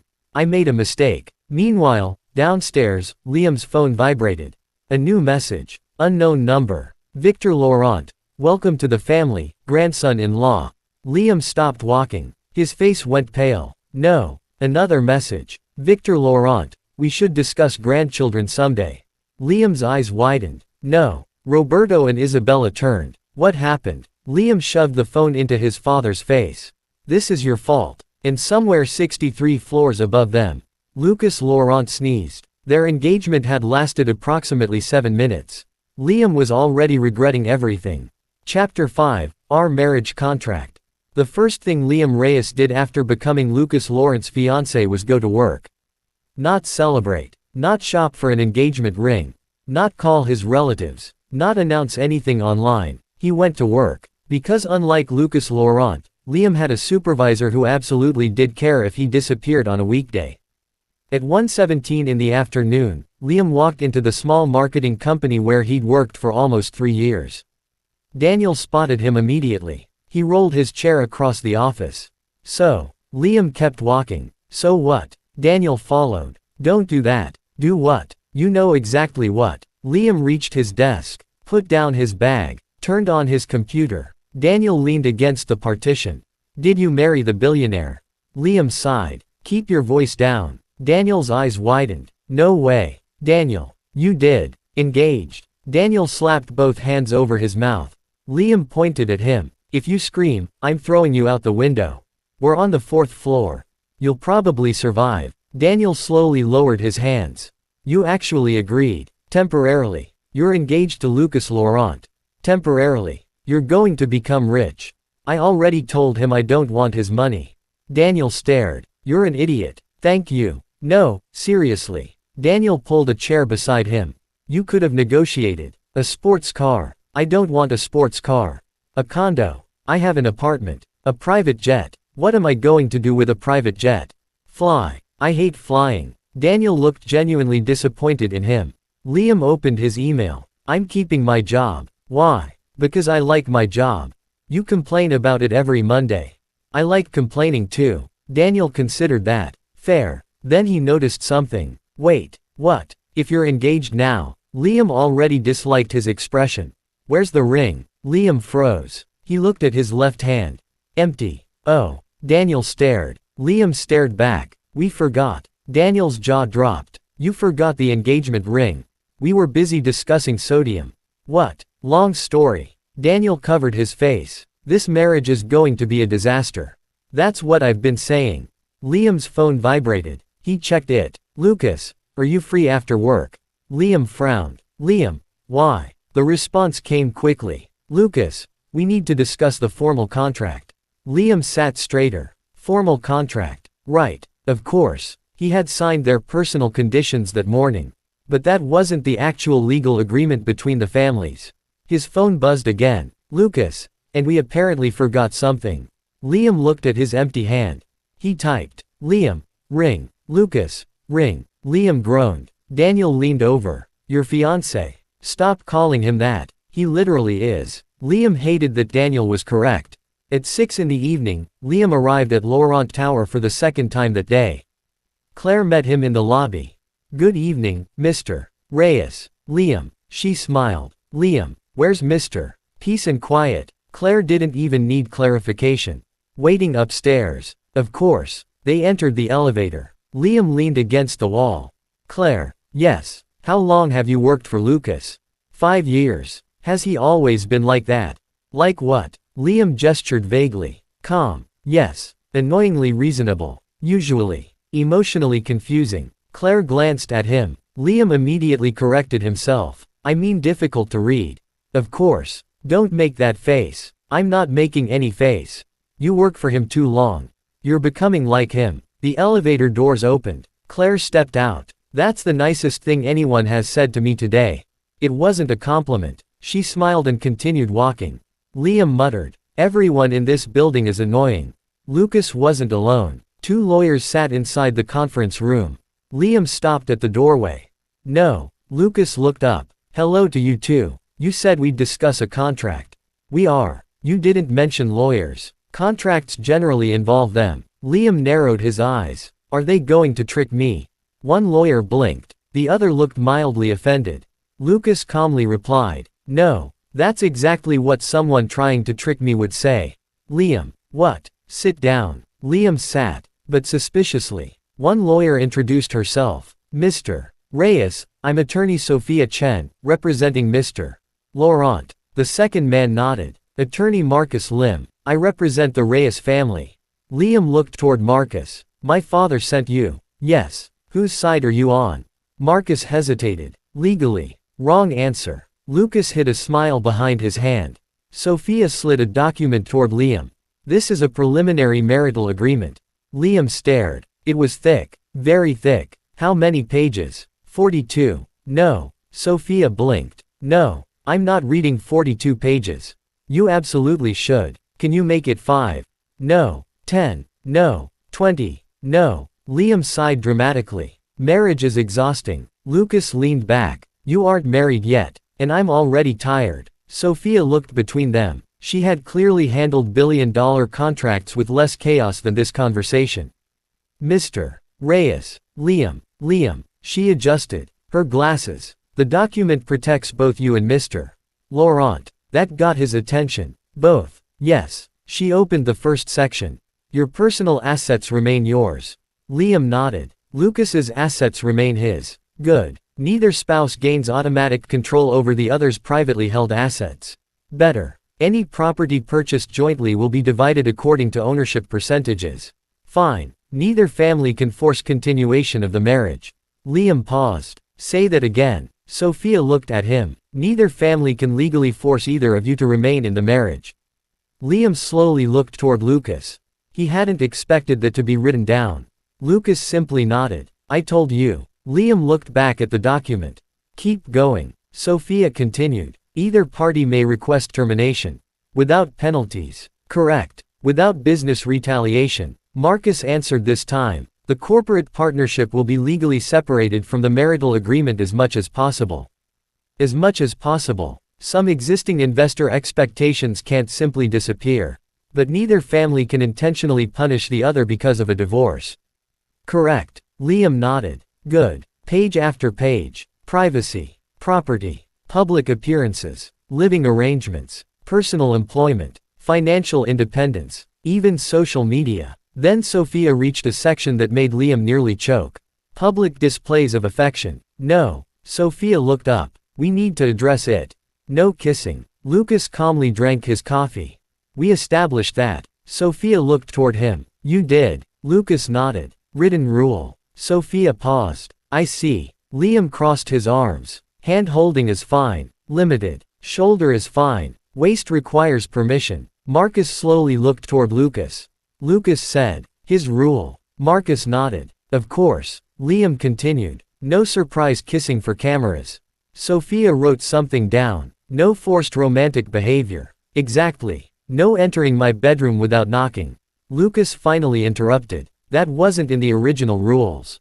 It is now. Fine. No sharing a bed. Fine. No. Sophia raised one hand. Liam. What? We can't add a general physical boundaries clause.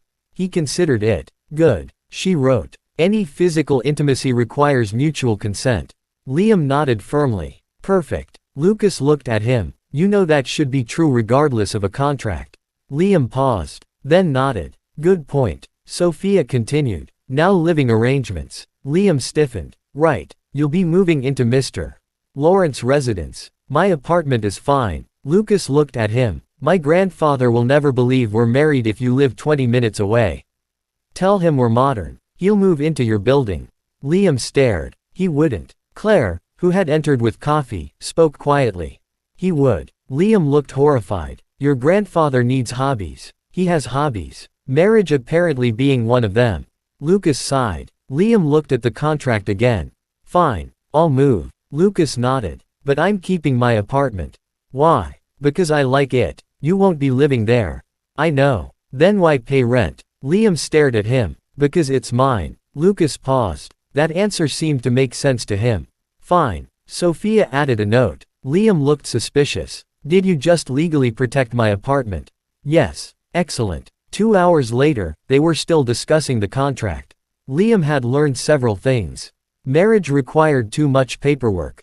Lawyers apparently enjoyed paperwork. Lucas could read legal documents terrifyingly fast.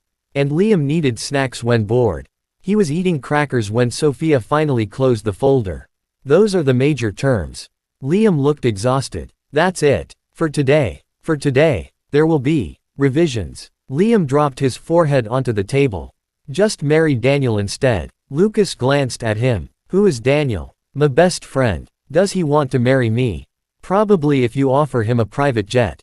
Lucas considered that. Liam immediately sat upright. That was a joke. I know. Don't replace me already. Lucas's eyebrow rose. Liam froze. Why had he said that?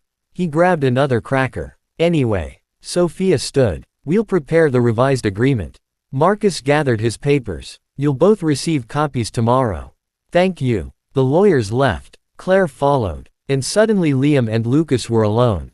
Liam stretched. 42 pages. Yes. Who knew fake marriage had so much administration? Lucas closed the folder. It's not fake. Liam stopped. What? Legally. Lucas looked at him. If we marry, it will be legally real. Liam stared. Oh. The arrangement between us may be practical.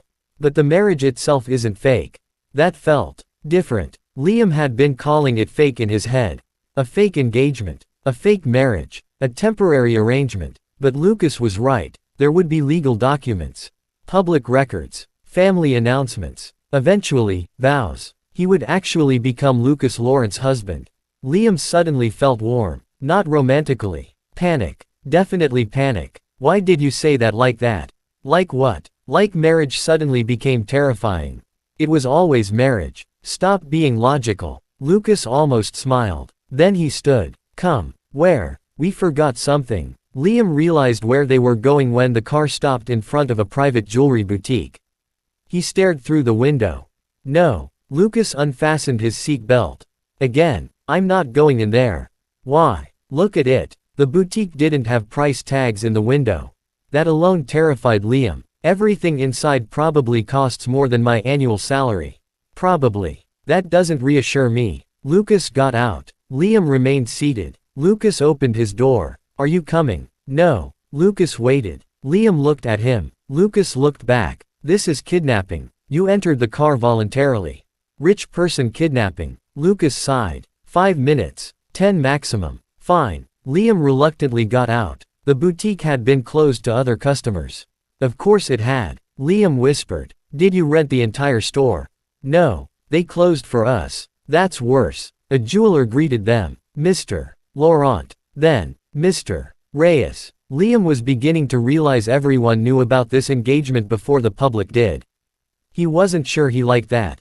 Several trays appeared. Diamonds. Platinum. Gold. Gemstones. Liam stared. No. The jeweler paused. Lucas looked at him. What? Too much. Liam pointed toward one ring with an enormous diamond.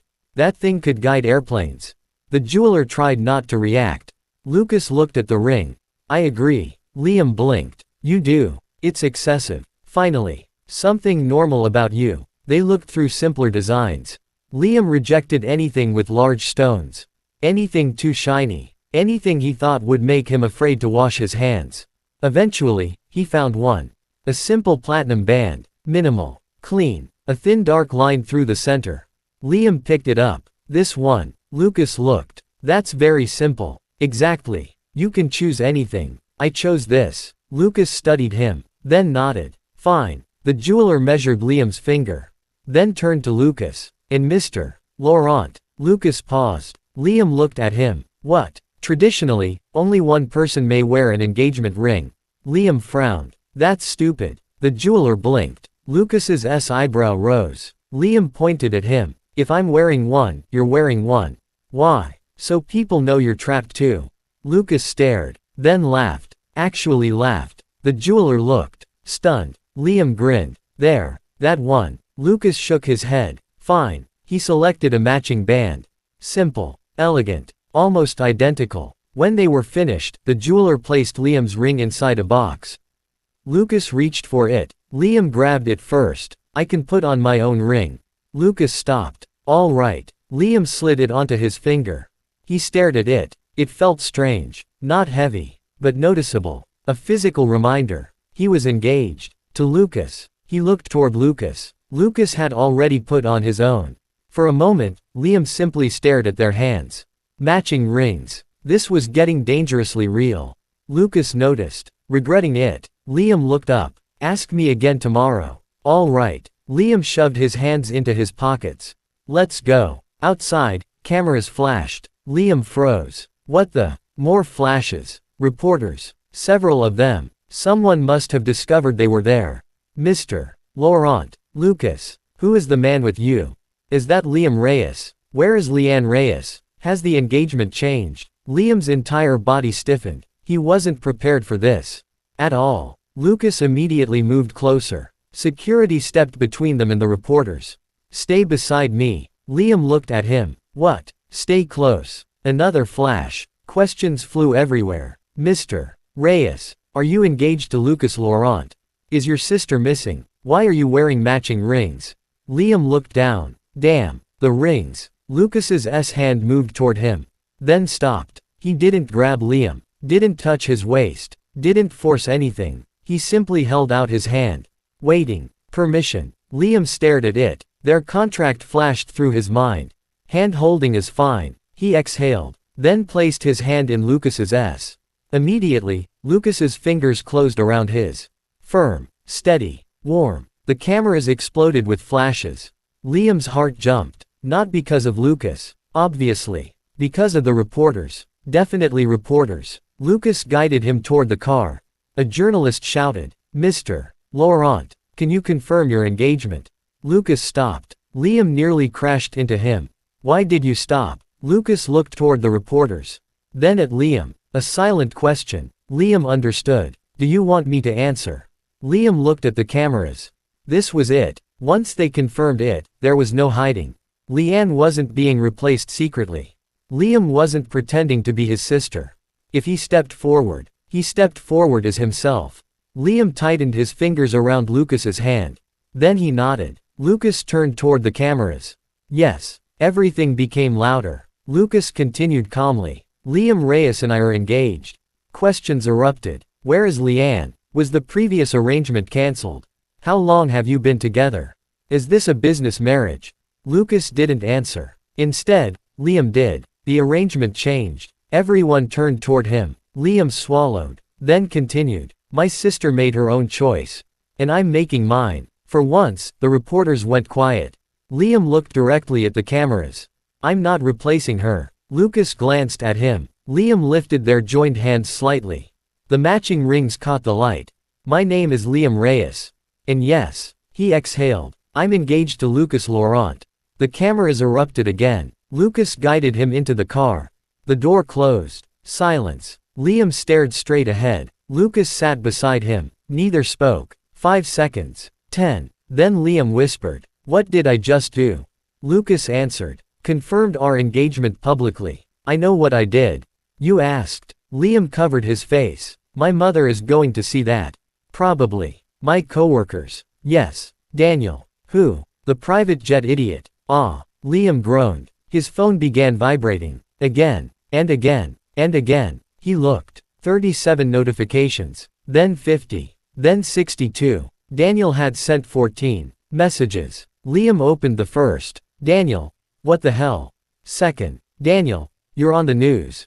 Third. Daniel. Matching rings. Fourth. Daniel. You held hands. Fifth. Daniel. Temporarily my ass. Liam locked the phone. I hate everyone. Lucas looked out the window. You handled it well. Liam peeked through his fingers. You think? Yes. I wanted to run. You didn't. I almost did. But you didn't. Liam slowly lowered his hands. He looked at the ring. Then at Lucas's hand. Matching. Lucas. This contract. Yes. If we're actually doing this. Lucas looked at him. I need you to promise something that isn't written down.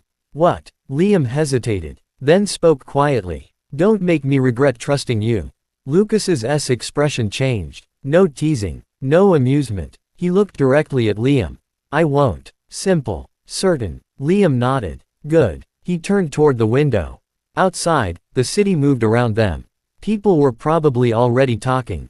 The Laurent heir. The runaway bride. The twin brother. The shocking engagement. Tomorrow, their photographs would be everywhere. Liam should have felt terrified. Instead, he felt strangely calm. Because the world could call him whatever it wanted.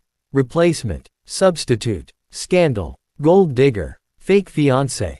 It didn't matter. He knew the truth. This wasn't Liann's engagement anymore. It was his agreement, his conditions, his decision. And if Liam Reyes was going to become Lucas Laurent's husband, then he would do it without surrendering the life that belonged to him. His phone buzzed one more time. Victor Laurent, I saw the news. Red heart, red heart, red heart. Then, Victor Laurent, my grandson finally held someone's hand. Liam slowly showed the message to Lucas. Lucas read it. Silence. Liam said, your grandfather is the real villain of this story. Lucas sighed. I've been telling people that for years. For the first time since leaving the jewelry store, Liam laughed. Their hands rested between them on the seat. Neither noticed immediately that they were still holding each other. When Liam finally did, he stared. Lucas followed his gaze. Their eyes met. Liam immediately pulled his hand away. Contract. Lucas nodded. Of course. Public appearance. Yes, we forgot. Apparently. Liam looked out the window. His ears felt suspiciously warm. Beside him, Lucas quietly turned toward the opposite window. A faint smile appeared on his face. Their marriage contract had rules. Plenty of them. The problem was, neither of them had written a rule explaining what to do when pretending started to feel a little too natural. Chapter 6, Moving into the Laurent penthouse. 3 days after publicly announcing his engagement to Lucas Laurent, Liam Reyes stood in the middle of his apartment surrounded by cardboard boxes.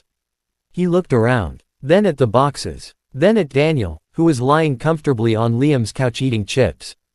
This is your fault. Daniel stopped chewing. My fault. Somehow. Your sister ran away. Yes. Your father offered you as a replacement. Yes. You voluntarily signed the contract. Liam frowned. You're making too much sense. You publicly confirmed the engagement. Stop. You held his hand, Daniel. And now you're moving into your handsome billionaire fiancé's luxury penthouse. Liam threw a roll of packing tape at him. Daniel ducked. Violence. Pack something. I'm emotional support. You're eating my food. Emotional support requires calories. Liam glared. Daniel smiled. Then his eyes dropped toward Liam's left hand. The engagement ring was still there. You haven't taken it off. Liam instinctively looked at the simple platinum band. So, you've been wearing it even at home. It's an engagement ring. You said the marriage was just an arrangement. It is. Daniel grinned. Sure. Liam threw another roll of tape. Liam had expected his life to become strange after the announcement. He had underestimated exactly how strange. His coworkers stared at him. His boss called him into the office to confirm that, yes, he still intended to work. People online had somehow found old photographs of him from university. Reporters waited outside Reyes Holdings. His social media followers had increased by almost 50,000 despite the fact that he hadn't posted anything in 6 months. And Daniel had discovered an online fan page dedicated to him and Lucas. Liam had immediately ordered him never to mention it again. Daniel mentioned it every day. Apparently your couple name is Luli. No, or Leah Saws. Worse. Someone suggested Lumi. I'm going to delete the internet. Daniel laughed. Liam returned to packing. Most people assumed someone engaged to Lucas Laurent would immediately abandon their old life. Liam had no intention of doing that. He was keeping his apartment. Keeping his job. Keeping his friends. Keeping everything. Moving into Lucas's penthouse was simply part of the arrangement. That was all. He picked up a framed photograph from the shelf.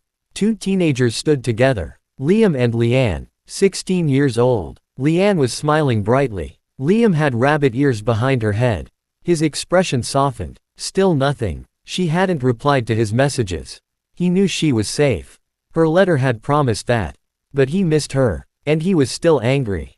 Those feelings could apparently exist together. Daniel noticed his expression. Nothing. Liam shook his head. She'll call. Eventually. Liam put the photograph carefully into a box. She better. Daniel hesitated. You think she knows about the engagement? Yeah. Liam gave him a look. The entire country knows. Fair. If she's anywhere with internet, she knows. And Liam taped the box shut. And when she finally calls, I'm going to yell at her for at least an hour. Daniel smiled. Then, Liam shrugged. Probably ask if she's eating properly. Sounds about right. At exactly 2 in the afternoon, a moving truck arrived. Actually, 3 moving trucks arrived. Liam stared through his window. What the hell? Daniel joined him. Wow. Liam grabbed his phone. Liam, why are there 3 trucks outside? Lucas replied almost immediately. Lucas, for your belongings. Liam, I live in a 1-bedroom apartment. Lucas, I didn't know how much you owned. Liam slowly looked around. 1 couch, 1 television, gaming setup, books, clothes, kitchen supplies, a suspicious number of mugs. That was basically it. Liam, did you think I owned a museum? Lucas, Claire arranged the movers. Liam typed. Liam, coward, blaming Claire. 3 dots appeared. Then, Lucas, she says you're welcome. Liam sighed. Daniel leaned over his shoulder. Married couple texting. Get away from me. The moving company had apparently been told to pack everything. Liam stopped them immediately. No. The supervisor looked confused. Sir, not everything. We were instructed. I'm keeping this apartment. Daniel lifted his hand. He has separation anxiety. Liam glared. I have common sense. He pointed around. Take the clothes in those boxes. Gaming PC. Books. Some kitchen stuff. That plant. Daniel looked at the tiny plant near the window. You remember to water that. Sometimes. It's dying. It's dramatic. The supervisor cleared his throat. And the furniture. Stays. Television. Stays. Bed. Definitely stays. Daniel whispered. In case the marriage fails. Liam kicked him lightly. Exactly. The supervisor nodded. Apparently wealthy clients had made stranger requests. The Laurent penthouse occupied the top 3 floors of a luxury residential tower. 3 floors. Liam stood in the private elevator staring at the floor numbers. Why? Claire stood beside him. Why what? Why does one person need 3 floors? Mr. Laurent entertains business guests. At home. Occasionally. Still excessive. Daniel whispered. Stop complaining. This elevator is bigger than your bathroom. It is not. It absolutely is. The elevator doors opened. Liam stopped. Okay. Daniel walked past him. Holy language, Claire said pleasantly. Daniel corrected himself. Holy wealth. The penthouse was enormous. Floor-to-ceiling windows. Open living spaces. Warm wood. Stone. Modern furniture. A staircase leading upward. The city stretched endlessly beyond the glass. Liam slowly stepped inside. His sneakers squeaked slightly against the polished floor. He looked down. Even the floor sounds expensive. Daniel immediately walked toward the windows. You can see everything. Don't touch anything. Why are you telling me? Because I know you. Claire gestured toward the main living area. This floor has the kitchen, dining room, living room, library, entertainment room, and guest lounge. Liam stared. Entertainment room. Yes. What's in it? Television, sound system, gaming consoles. Liam turned. Gaming consoles. Claire smiled. Mr. Laurent had them installed yesterday. Liam blinked. Why? A voice came from behind them. Because you said you play games. Liam turned. Lucas had just entered from another hallway. He wasn't wearing a suit. Dark trousers. Black t-shirt. No tie. No jacket. Liam stared for 1 second too long. Again. Objectively attractive. That was becoming annoyingly repetitive.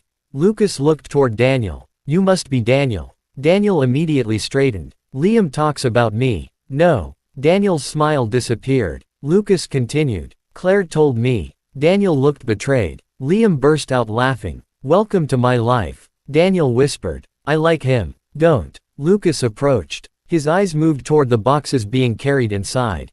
That's all. Liam frowned. What did you expect? More. I told you. Lucas glanced at Claire. She remained perfectly professional. 3 trucks may have been excessive. May have. Liam pointed toward the elevator. There are 2 empty trucks downstairs. Lucas looked at Claire. Claire said, we preferred to be prepared. Liam stared. You people plan moving like military operations. Claire gave Liam a tour. The 2nd floor contained bedrooms. 6 of them. Liam counted twice. Why 6? Lucas walked behind him. You asked that already. I'm asking again. Guests. How many guests do you have? Not many. Then why 6 bedrooms? The penthouse came like this. Liam opened one door. Huge bedroom. Walk-in closet. Private bathroom. Balcony. He closed it. Next. Another enormous room. Next. Another. These aren't bedrooms. Lucas raised an eyebrow. What are they? Small apartments. Daniel opened another door. Liam, what? This bathroom has a television. Liam closed his eyes. Don't encourage him. Lucas almost smiled. Claire stopped at the end of the hallway. This will be your room. She opened the door. Liam stepped inside, then stopped. It wasn't what he expected. He'd imagined something overly luxurious. Gold decorations, ridiculous furniture, something that screamed billionaire. Instead, the room was comfortable. Large, yes, but simple. Dark blue bedding, wooden shelves, a desk near the windows, a couch, a television, a large empty space beside the desk. Liam frowned. What's that space for? Lucas answered. Your gaming setup. Liam looked at him. You planned that. You said you're keeping your job and hobbies. Yeah, so you need somewhere to put your computer. Liam didn't know what to say. He looked around. Again, there were even blackout curtains. He pointed. Those. You said you sleep late on weekends. Liam slowly turned. When did I say that? At dinner. You remember everything I say. Lucas paused. Unfortunately. Daniel made a strangled sound behind them. Liam immediately turned. Don't. Daniel looked innocent. I didn't say anything. Your face did. Lucas looked confused. Claire looked amused. Liam decided he needed new friends. Possibly a new life. Too late for the second one. Daniel eventually left after making Liam promise to invite him back. Claire returned to work. The movers finished. And suddenly, Liam was alone with Lucas. In the penthouse. Their penthouse. No. Lucas's penthouse. Definitely Lucas's S. Liam stood in the living room. Lucas stood near the kitchen. Silence. Liam scratched his cheek. So, I live here now. Yes. That's weird. I imagine so. Another silence. Liam looked around. Where's the staff? They leave in the evening unless needed. No live-in staff. No. Liam visibly relaxed. Good. You don't like staff. I don't like people watching me eat cereal at midnight. Lucas nodded. Reasonable. Liam walked toward the kitchen.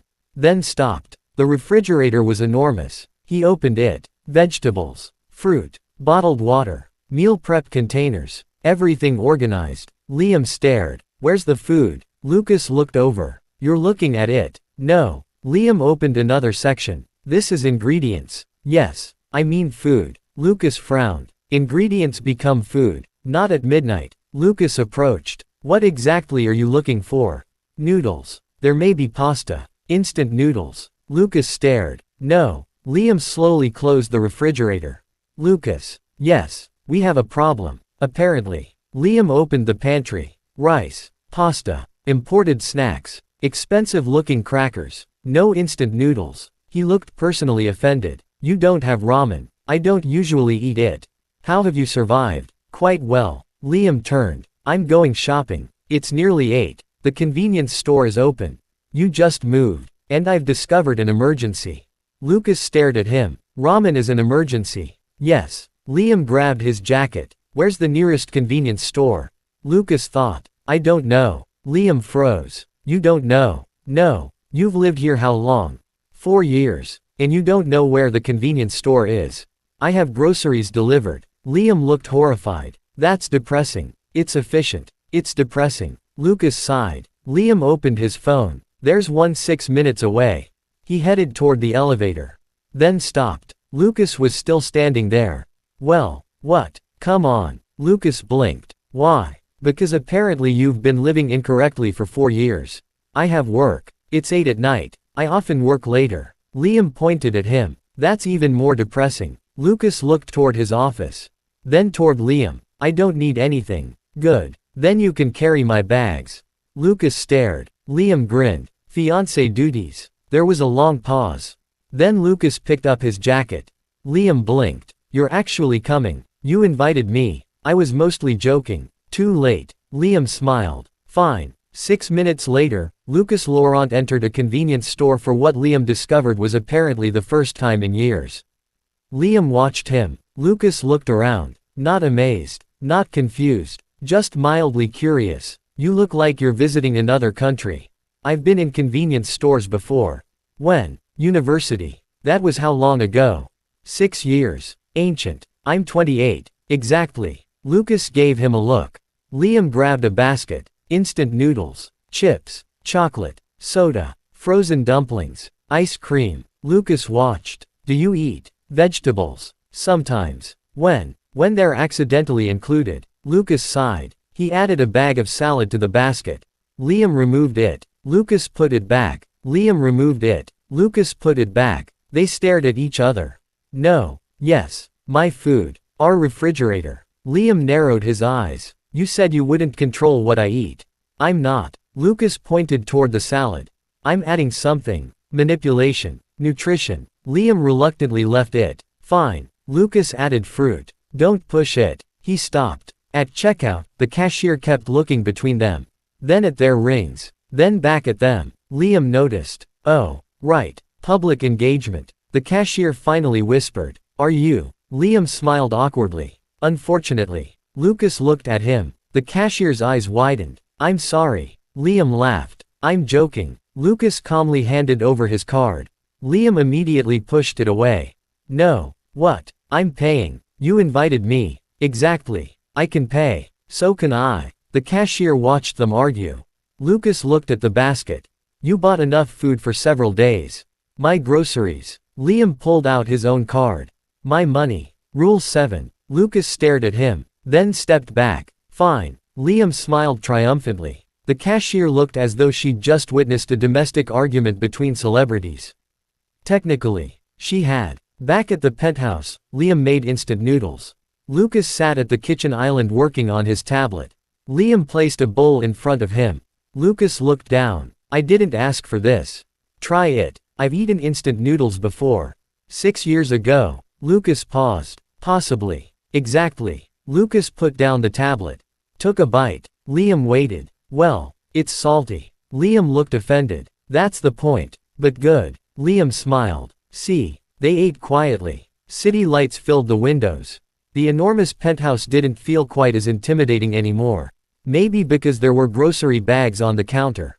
Maybe because Liam's boxes were upstairs. Maybe because 2 bowls of cheap noodles were sitting in a kitchen probably designed for private chefs. Liam looked around. This place is too quiet. Lucas glanced at him. You don't like quiet. I do. Liam took another bite. But this is lonely quiet. Lucas stopped eating. Liam realized what he'd said. He looked at Lucas. For a brief second, something unreadable appeared in Lucas's eyes. Then it disappeared. I suppose it is. Liam looked down at his noodles. 4 years. Lucas had lived here for 4 years. Alone. Working late. Ordering groceries. Probably eating expensive dinners by himself. Liam suddenly understood why the place looked perfect. Nobody actually lived in it.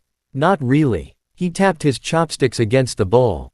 Well, Lucas looked at him. That's over. What is? The lonely part. Lucas became still. Liam immediately added. Don't misunderstand. I wasn't. I'm just saying I'm loud. I've noticed. I leave things around. I assumed. I sometimes yell when gaming. I'll soundproof your room. See. Liam pointed at him with his chopsticks. Problem solved. Lucas smiled faintly. Liam continued eating. Neither said anything else. But something in the room changed. Just a little. Later, Liam returned to his new bedroom. His boxes were everywhere. He changed into an oversized shirt and sweatpants. Then opened the door. He paused. Lucas was walking down the hallway. Still dressed neatly. He stopped when he saw Liam. His eyes moved over the oversized shirt. The messy hair. The ridiculous slippers Daniel had given Liam for his birthday. One slipper had a shark on it. The other had a duck. Lucas stared. Liam crossed his arms. What? Nothing. You looked. I did. Problem. No. Liam pointed toward himself. Remember rule 1. Lucas's mouth curved. You live. However you want. Exactly. Liam turned toward his room.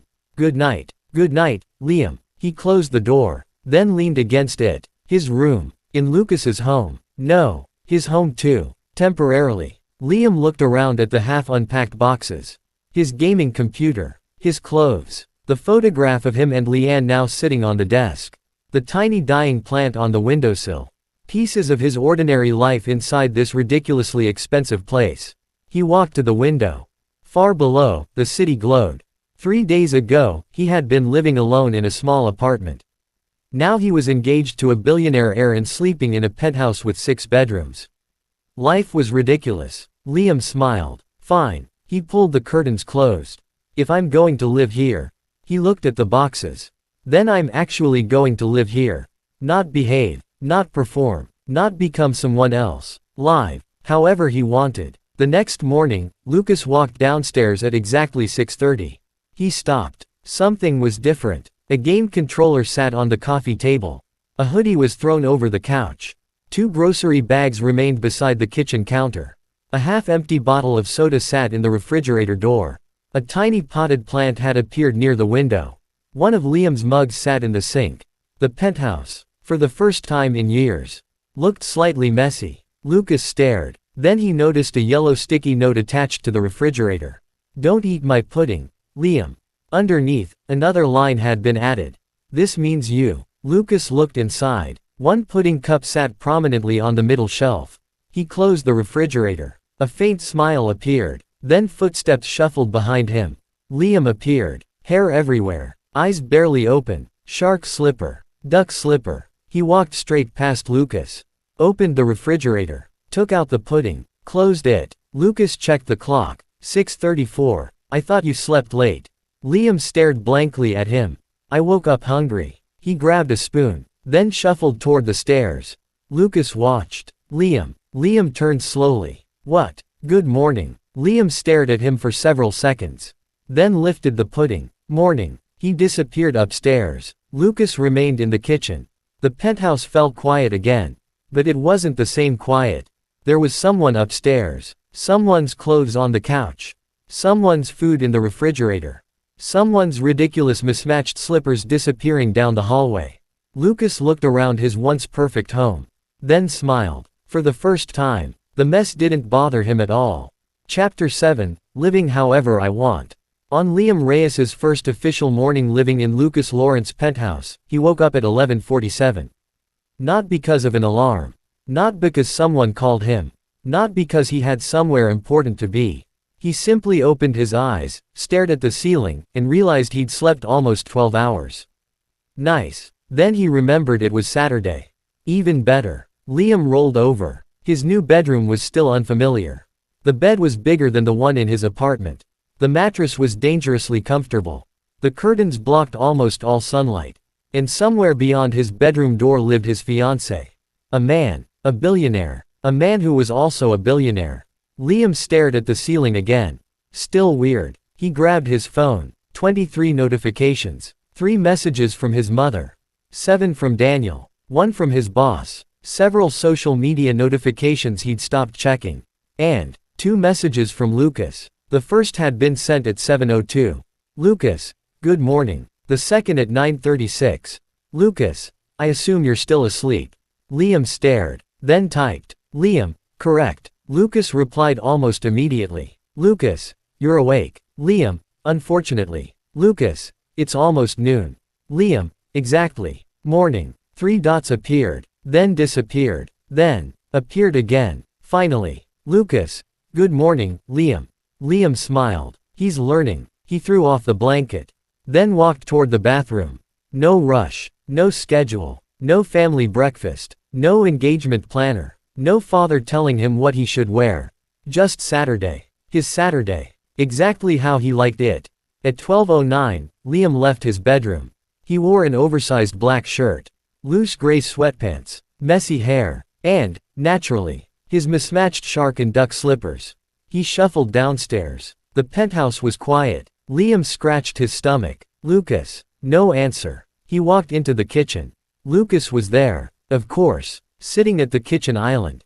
Laptop open. Tablet beside him. Phone nearby. Coffee. Documents. He was dressed casually by Lucas standards.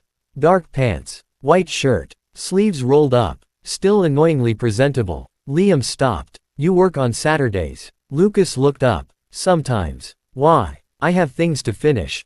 That's not an answer. It is. It's a depressing answer. Lucas's gaze moved over Liam. Messy hair. Oversized shirt. Sweatpants. Shark. Duck. Liam noticed. What? Nothing. You keep saying nothing while clearly thinking something. Lucas closed his laptop. I was wondering whether those slippers came as a pair. Liam looked down. No. I see. Daniel gave them to me. That explains more than it should. Liam narrowed his eyes. You're getting sarcastic. Am I? Yes. Interesting. Don't act proud. Lucas's mouth twitched. Liam opened the refrigerator. He stared, then smiled. There were instant noodles, pudding, soda, frozen dumplings, chocolate, fruit, vegetables, and, he stopped, a row of yogurt cups. Liam turned. Did you buy groceries? Lucas looked up from his laptop. Some. You bought my pudding. You finished the last one. Liam slowly closed the refrigerator. You remembered. Lucas looked confused. You left a note threatening anyone who touched it. That was important. So was replacing it, apparently. Liam grinned. Good fiancé. Lucas froze. Liam froze. Silence. The words had left his mouth without permission. Lucas slowly raised an eyebrow. Liam immediately opened the refrigerator again. Forget that. I didn't say anything. Good. But, no. I was only. No. Lucas returned to his laptop. Liam grabbed the pudding. His ears felt warm. Stupid. It was a joke. Obviously. 5 minutes later, Liam was sitting across from Lucas eating pudding for breakfast. Lucas stared. Liam stared back. What? That's breakfast. It's dairy. That doesn't make it breakfast. Milk is breakfast. Milk can be part of breakfast. Pudding contains milk. Lucas looked genuinely pained. Liam took another spoonful. Stop judging me. I'm not judging. Your eyebrows are. Lucas touched his eyebrow. My eyebrows. They're very judgmental. Lucas sighed. There's breakfast in the warmer. Liam looked toward it. What kind? Eggs, toast, sausages. Liam considered. Then stood. Fine. Lucas nodded approvingly. Liam returned with the plate. And the pudding. Lucas stared. Compromise. Apparently. After breakfast, Liam disappeared upstairs. Lucas assumed he was unpacking. He was wrong. At 12:43, music started. Not extremely loud, but loud enough. Lucas looked toward the ceiling. A beat. Then another. Then Liam singing. Badly. Very badly. Lucas stared upward. Claire, who had just entered with several documents, stopped. Is that Liam? Yes. Is he singing? I believe so. They listened. A high note came. It did not succeed. Claire slowly looked at Lucas.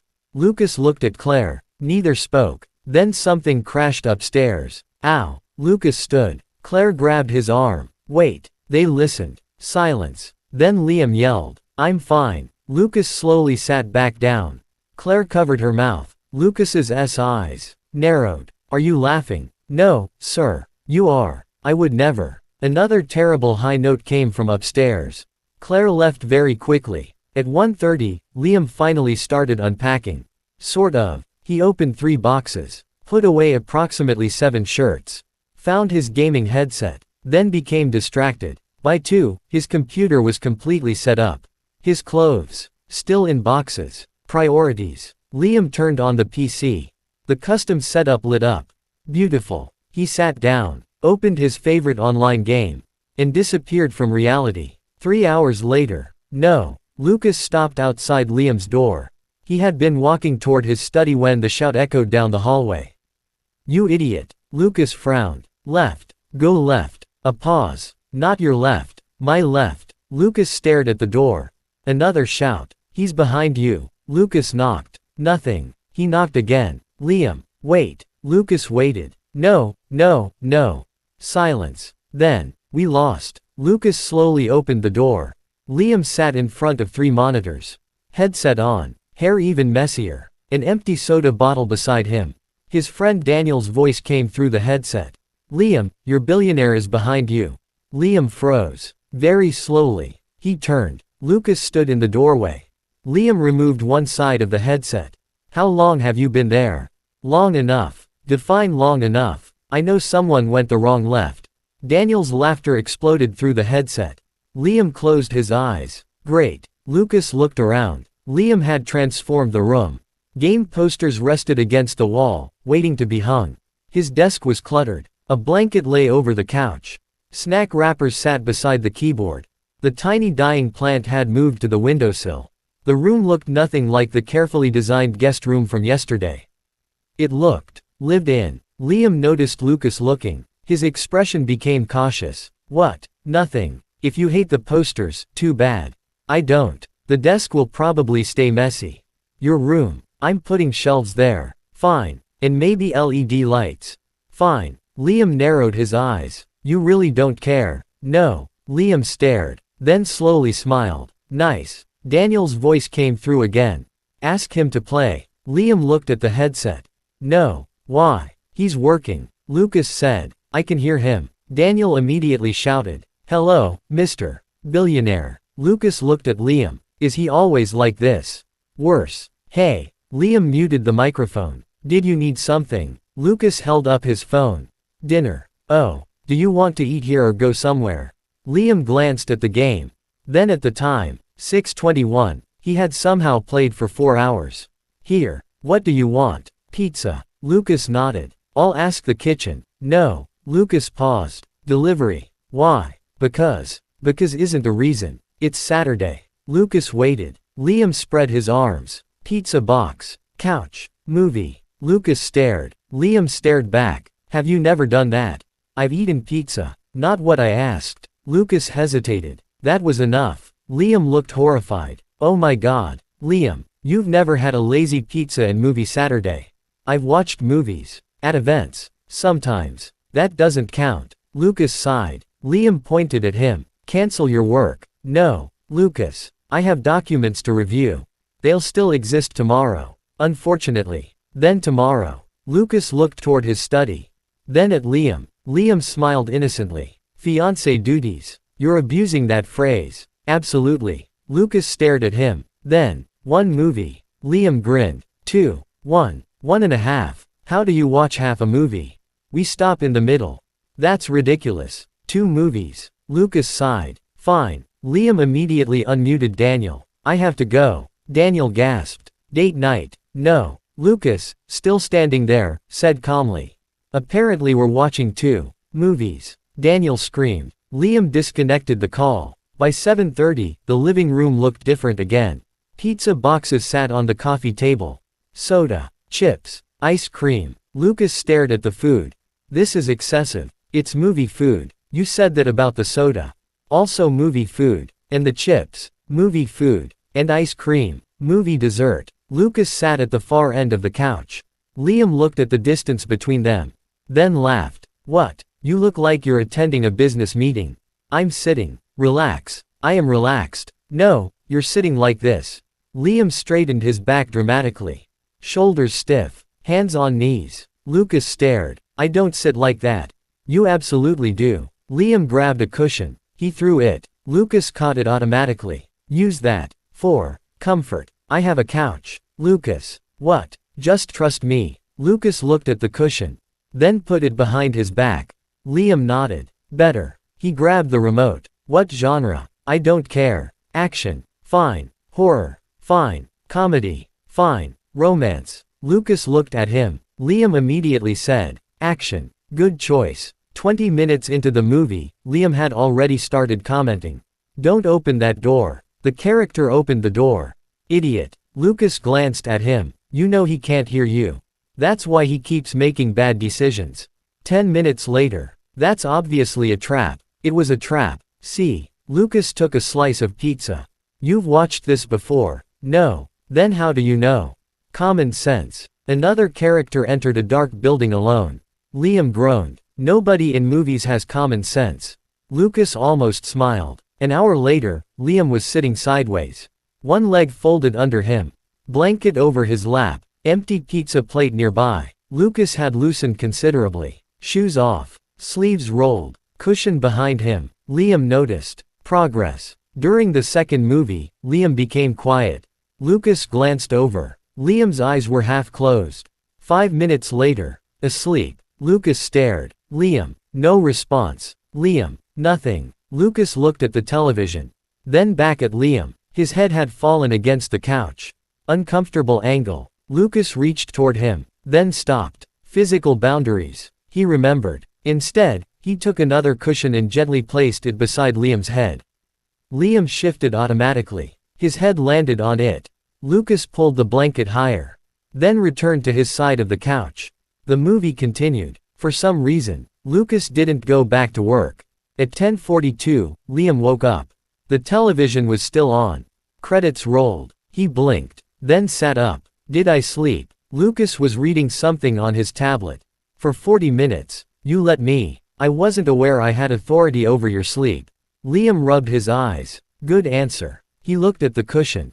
Then at the blanket. Did you? I moved the cushion. Oh. Liam smiled sleepily. Thanks. Lucas nodded. Liam looked around. Pizza boxes. Snack wrappers. Blankets. Cushions everywhere. The living room looked completely different from yesterday. He grinned. This place is finally looking normal. Lucas looked around. This is normal. Yes. It's messy. Exactly. Lucas stared at the coffee table. Then at Liam. You're enjoying this. Very much. You've been here one day. And already improved the place. Debatable. Liam stretched. Then stood. I'm going to bed. Good night. Liam walked toward the stairs. Then stopped. Oh. He turned. Tomorrow I'm cooking. Lucas looked alarmed. You said you can't cook. I can cook. You said instant noodles. That's cooking. No. I can make eggs. That's slightly better. And fried rice. Lucas seemed skeptical. Liam pointed. Don't underestimate me. I'm preparing emergency numbers. Rude. Lucas smiled. Liam headed upstairs. Sunday morning. Lucas woke at 6. Worked until 8. Went for a run. Showered. Returned to the kitchen. Liam wasn't awake. Expected. At 10:30. Still asleep. At 11. Still nothing. At noon. Lucas heard movement. Liam appeared. Same messy hair. Different oversized shirt. Same mismatched slippers. Morning. It's noon. Morning. Lucas didn't argue. Progress. Liam opened the refrigerator. Pulled out eggs. Leftover rice. Vegetables. Lucas watched. You actually remembered. What? You said you'd cook. Liam yawned. I keep promises. He began preparing fried rice. It wasn't elegant. He chopped vegetables unevenly. Dropped an onion piece. Almost burned the garlic. Lucas silently lowered the heat when Liam wasn't looking. Liam noticed. I saw that. You were burning it. I had it under control. You absolutely didn't. Stay out of my kitchen. Lucas looked around. Your kitchen. Liam paused. Then shrugged. Our kitchen. Lucas became still. Liam didn't notice. He was too busy fighting with an egg. But Lucas did. Our kitchen. Yesterday it had been his penthouse. His refrigerator. His couch. His quiet. Now, their kitchen. Lucas looked away before Liam could notice his expression. The fried rice was surprisingly good. Lucas took another bite. Liam watched him expectantly. Well, it's good. Just good. Very good. Liam grinned. I knew it. You almost burned the garlic. That information stays between us. Lucas nodded solemnly. Of course. They ate. Liam talked about his job. A ridiculous campaign his team was working on. Daniel accidentally emailing the wrong client. His boss's obsession with color-coded spreadsheets. Lucas listened. Actually listened. He didn't check his phone. Didn't open his laptop. Didn't interrupt. Eventually Liam noticed. What? Lucas frowned. What? You're listening. You're speaking. Most people stop listening after 5 minutes. You've been speaking for 23. Liam stared. Are you timing me? No. Creepy memory. Lucas smiled. That afternoon, Liam decided the penthouse needed more personality. Lucas discovered this when he walked into the living room and found Liam standing on a chair. What are you doing? Decorating. With what? Liam held up a small framed print. A cartoon duck wearing sunglasses. Lucas stared. No. Liam gasped. You said I could live however I want. Your room. You didn't specify. Lucas looked at the duck. The duck looked back. Liam smiled sweetly. Rule 1. Lucas closed his eyes. Fine. Excellent. Liam hung the duck. Crooked. Lucas stared. Then walked over. He straightened it. Liam grinned. You like it. I hate that it's crooked. Same thing. It isn't. Liam hopped off the chair. Next. No. You don't even know what I'm doing. Whatever it is, no. Liam pulled out another frame. A shark wearing a crown. Lucas stared. Liam stared back. Absolutely not. Rule 1. Liam. Living however I want. Lucas rubbed his forehead. Your freedom is becoming visually aggressive. Liam burst out laughing. By Sunday evening, the penthouse had changed. Not dramatically. But enough. A duck print near the kitchen. A shark print Liam had successfully negotiated into the entertainment room. A blanket permanently occupying the couch. Snacks in the pantry. Instant noodles beside imported pasta. Liam's gaming controllers beside Lucas's neatly arranged books. The dying plant near the window. And Liam himself, lying across the couch upside down. His head hung over the edge. His phone in his hands. Lucas walked past, stopped, looked at him. Why are you upside down? Because I can. That can't be comfortable. It isn't. Then why? Liam smiled. Living however I want. Lucas stared, then continued walking. You're ridiculous. You're boring. I know. Liam's smile faded slightly. Lucas said it too easily. Not defensive. Not joking. Just accepted. Liam sat upright. Hey. Lucas stopped. Come here. Why? Just come. Lucas approached cautiously. Liam patted the couch. Lucas sat. Liam studied him. When was the last time you had an entire day where you did absolutely nothing productive? Lucas thought. University. Liam looked horrified. 6 years ago. Approximately. That's unacceptable. According to whom? Me. Lucas sighed. Tomorrow is Monday. Not tomorrow. Next Saturday. Lucas frowned. What about it? No work. I have. No. Liam. One day. I can't simply. You own half the planet. I do not. Close enough. Liam leaned back. One day where you don't work. Lucas stared at him. Why? Because. Again, not a reason. Liam looked around. The penthouse. The ridiculous duck print. The snacks. The controllers. The mess. Then at Lucas. Because you said this place was lonely. Lucas's expression changed. Liam shrugged. Maybe it wasn't the place. Silence. Lucas looked down. For once, he had no immediate answer. Liam continued more softly. You told me I could live however I want. Yes, maybe you should try it too. Lucas looked at him. Liam smiled. Just once. A long silence. Then, one Saturday. Liam grinned. Deal. No work. No work. No emails. No emails. No business calls. Lucas hesitated. Liam narrowed his eyes. Lucas sighed. Fine. Liam held out his hand. Lucas looked at it. Another agreement. Another agreement. Lucas shook his hand. Liam smiled. Good. Then he released him. No awkward pause this time. No strange feeling. Well, almost none. That night, Liam lay in bed. His phone buzzed. He expected Daniel. Instead, Liann. Liam sat upright instantly. His heart slammed against his ribs. A message. Finally. Liann. I saw the news. Liam stared. Another message. Liann. I'm sorry. Then. Liann. Are you okay? Liam's fingers tightened around the phone.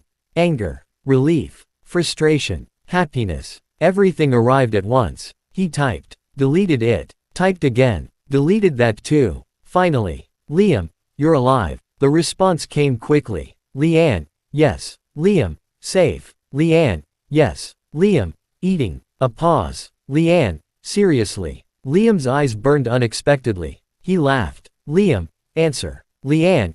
Yes, Mom. Liam stared at those words. Then. Liam. I'm angry at you. The response took longer. Liann. I know. Liam. Really angry. Liann. I know. Liam. You could have told me. Liann. I know. Liam swallowed. Then typed. Liam. But I'm glad you left if staying would have made you miserable. No response for almost a minute. Then. Liann. Liam. He didn't let her finish. Liam. I'm fine. Liam. Lucas isn't forcing me. Liam. Dad isn't forcing me. Liam. I chose this. Another pause. Liann. Why? Liam looked around his new room. At the boxes he still hadn't unpacked. The gaming setup. His posters. His dying plant. His ridiculous slippers beside the bed. Nothing about him had changed. Not really. He typed. Liam. Because I made rules. Liann replied. Liann. Of course you did. Liam smiled. Liam. A lot of rules. Liann. Of course you did. Then. Liann. Is he treating you well? Liam thought about Lucas buying pudding. Installing gaming consoles. Remembering blackout curtains. Agreeing to every boundary. Eating instant noodles. Watching movies. Straightening Liam's ridiculous duck picture instead of removing it. He typed. Liam. He's weird. A pause. Liann.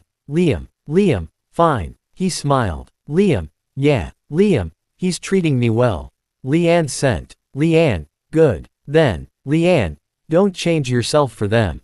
Liam looked at the message. His smile became softer. Liam wasn't planning to. He put down his phone.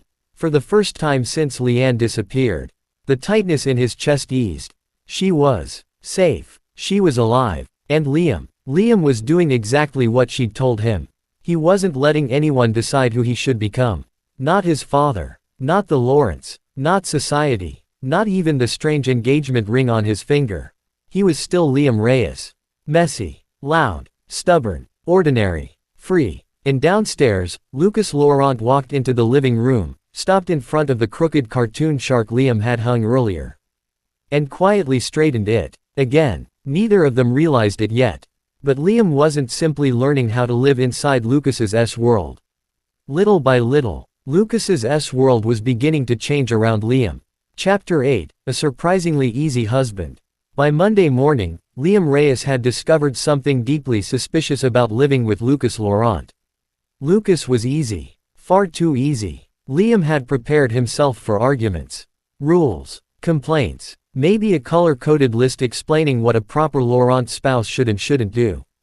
Instead, nothing. Absolutely nothing. At 7:15 Monday morning, Lucas was already dressed for work when he entered the kitchen. His suit was perfect. His hair was perfect. His expression was calm. Everything about him screamed successful billionaire heir. Then he stopped. Liam was asleep at the kitchen island. Face down. One arm hanging beside the stool. A piece of toast remained untouched beside his head. Lucas stared. Liam. Nothing. Liam. A tiny sound. 5 minutes. You have work. Cancel capitalism. Lucas looked at the clock. You said your office starts at 9. Liam lifted his head. One eye opened. Why do you know that? You told me. Creepy memory. His head dropped again. Lucas sighed. Your commute is 30 minutes. 25. 40 with traffic. Liam's eyes opened. What time is it? 7:16. Liam immediately relaxed. Then why are you waking me? Lucas paused. Fair question. Liam closed his eyes again. Lucas looked at him, then at the toast, then at the coffee machine. He poured coffee, placed it beside Liam, and walked away. At 8:03, Liam woke up, saw the coffee, took one sip. Cold. He stared at it, then toward the hallway. He made me coffee. A sticky note was attached to the cup. You fell asleep again. Reheat this. L. Liam stared, then frowned. Why did he sign it? We both know who lives here. Still, he reheated it, and drank all of it. By Tuesday, Liam began testing the boundaries. Not intentionally. Mostly. He left his hoodie on the living room couch. Lucas walked past it. Nothing. Wednesday. Liam left 2 game controllers on the coffee table. Nothing. Thursday. His sneakers remained beside the entrance instead of inside the shoe cabinet. Lucas looked at them. Liam watched from the couch. This was it. The complaint. The first sign that Lucas's patience had limits. Lucas bent down, picked up the shoes. Liam sat straighter. Lucas moved them. Exactly 6 inches. So nobody would trip. Then continued walking. Liam stared. That's it. Lucas stopped. What? Nothing. All right. Lucas continued. Liam narrowed his eyes. Suspicious. Very suspicious. Friday evening, Liam decided to conduct an experiment. He was going to cook. Not fried rice. Something more ambitious. Spaghetti. How difficult could spaghetti possibly be? At 6:30, Lucas came home. The elevator doors opened. He immediately smelled something. Burning. Lucas stopped. Liam. No answer. He walked faster. Liam. It's fine. Lucas entered the kitchen. It was not fine. Smoke drifted toward the ceiling. A pot bubbled violently. Tomato sauce covered part of the counter. A wooden spoon lay on the floor. Liam stood in front of the stove wearing an apron that read, "Kiss the cook." Lucas stared. Liam stared back. Don't. I haven't said anything. Your face. What about it? It's judging me. Lucas looked at the pan. Is that supposed to be sauce? Yes. It's black. Some of it. Lucas walked toward the stove. Move. I have this under control. Something popped inside the pan. Liam jumped. Lucas turned off the heat. You absolutely do not. Traitor. Lucas opened a window. Then looked inside the pot. The pasta is overcooked. How can you tell? It's dissolving. Liam looked. Oh. Lucas rolled up his sleeves. Do we have more? Probably. Probably. Liam opened a cabinet. Instant noodles. Chips. Crackers. More noodles. Lucas stared. Where are the groceries? Other cabinet. Lucas opened it. Actual groceries. He exhaled. Good. Liam crossed his arms. You know how to cook. Basic things. Why? Lucas gave him a strange look. Because I'm an adult. Rude. 20 minutes later, Lucas was making pasta. Liam sat on the counter watching. You look surprisingly domestic. Lucas didn't look up. Don't say that publicly. Why? My reputation. Liam grinned. The terrifying Lucas Laurent secretly knows how to chop onions. Scandalous. Wait until the press hears. I'll deny everything. Liam laughed. Then noticed Lucas's movements. Confident. Efficient. You actually cook. My grandmother taught me. Liam's smile softened. You don't talk about her. Lucas paused. She died when I was 17. Oh. Liam immediately regretted asking. Sorry. It's fine. Lucas continued chopping. She thought everyone should know how to make at least 5 meals. How many can you make? 7. Liam gasped. Overachiever. Lucas smiled. How many can you make? 3. Instant noodles don't count. Then 2. Fried rice. Yes. Eggs. Yes. Lucas waited. Liam frowned. Okay, 2. Lucas laughed quietly. Liam smiled. He liked that sound. He didn't think about why. Dinner was good. Very good. Liam took another bite. Marry me. Silence. Lucas slowly looked at him. Liam froze. His fork stopped halfway to his mouth. That came out wrong. Lucas's eyebrow rose. Liam pointed between them. Obviously we're already engaged. Yes, I know. I meant the food. You want to marry the pasta. Forget I said anything. Lucas's mouth twitched. Liam covered his face. This arrangement is ruining my vocabulary. Lucas continued eating. I'll add it to the contract. Liam peeked through his fingers. Add what? Spontaneous marriage proposals caused by food do not alter the existing agreement. Liam stared, then burst out laughing. You're terrible. You started it. Saturday arrived, and Lucas had made a promise. No work. Liam remembered. At exactly 8 o'clock in the morning, Lucas entered his study. A sticky note covered the laptop. No. Lucas stared. He removed it. Another sticky note underneath. I mean it. Lucas sighed. He removed that. Third note. Go away, workaholic. Lucas stared at the handwriting. Then toward the ceiling. Liam. No response. Of course. Liam was still asleep. Lucas looked at his laptop. Then at the note. He could work. Liam wouldn't know. Probably. Lucas opened the laptop. His phone buzzed. Liam. Don't. Lucas slowly looked toward the ceiling. He typed. Lucas. Aren't you asleep? Liam.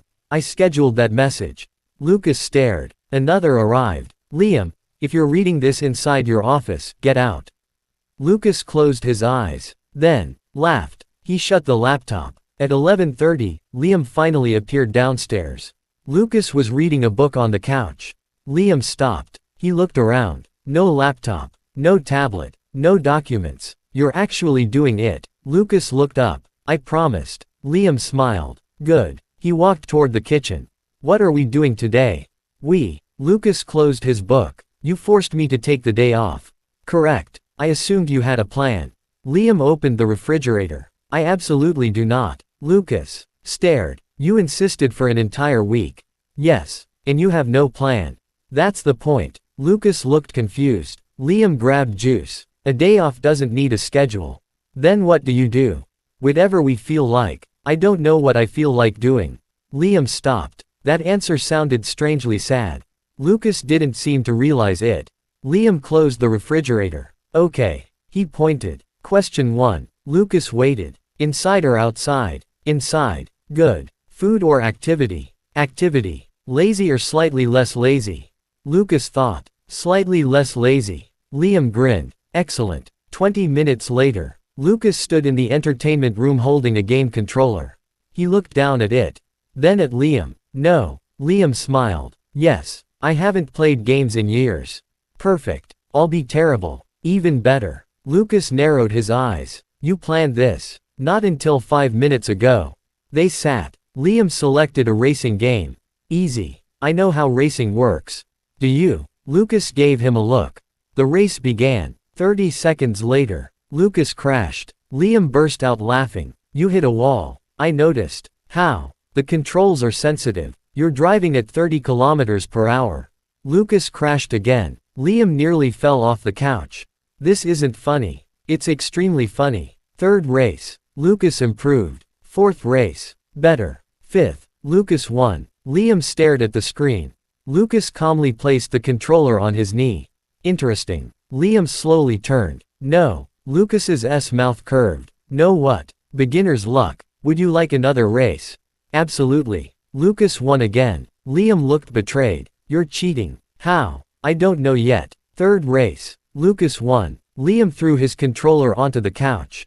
I hate rich people. Lucas laughed. Actually laughed. Head tilted slightly back. Eyes softer. No controlled corporate expression. No careful politeness. Just laughter. Liam stopped. He stared. Lucas noticed. What? Liam blinked. Nothing. You're staring. No. You are. Liam grabbed his controller. Again. Lucas smiled. Of course. Liam's heart did something strange. He ignored it. Gaming excitement. Obviously. They spent almost 4 hours playing. Then ordered burgers. Lucas wanted something from an expensive restaurant. Liam refused. Fast food. Why? Day off rules. There are rules now. I make them as we go. Convenient. They ate on the couch. Lucas got sauce on his shirt. Liam stared. Lucas looked down. What? Liam pointed. You. Yes. You got ketchup on your shirt. Lucas looked at the tiny stain. So. Liam smiled slowly. You're becoming normal. Lucas looked offended. I was always normal. Liam laughed. Sure. Later that afternoon, Liam wanted ice cream. Lucas suggested delivery. Liam refused. We're walking. It's hot. Exactly. That makes no sense. Come on. They left without security. Lucas wore sunglasses and a cap. Liam laughed the moment he saw him. What? You look suspicious. I'm trying not to be recognized. You look like a celebrity trying not to be recognized. That's technically accurate. Fair. They walked through nearby streets. People passed them without noticing. Mostly. Liam bought ice cream from a small shop. Lucas reached for his wallet. Liam slapped his hand away. My treat. You paid last time. Exactly. That's not how alternating works.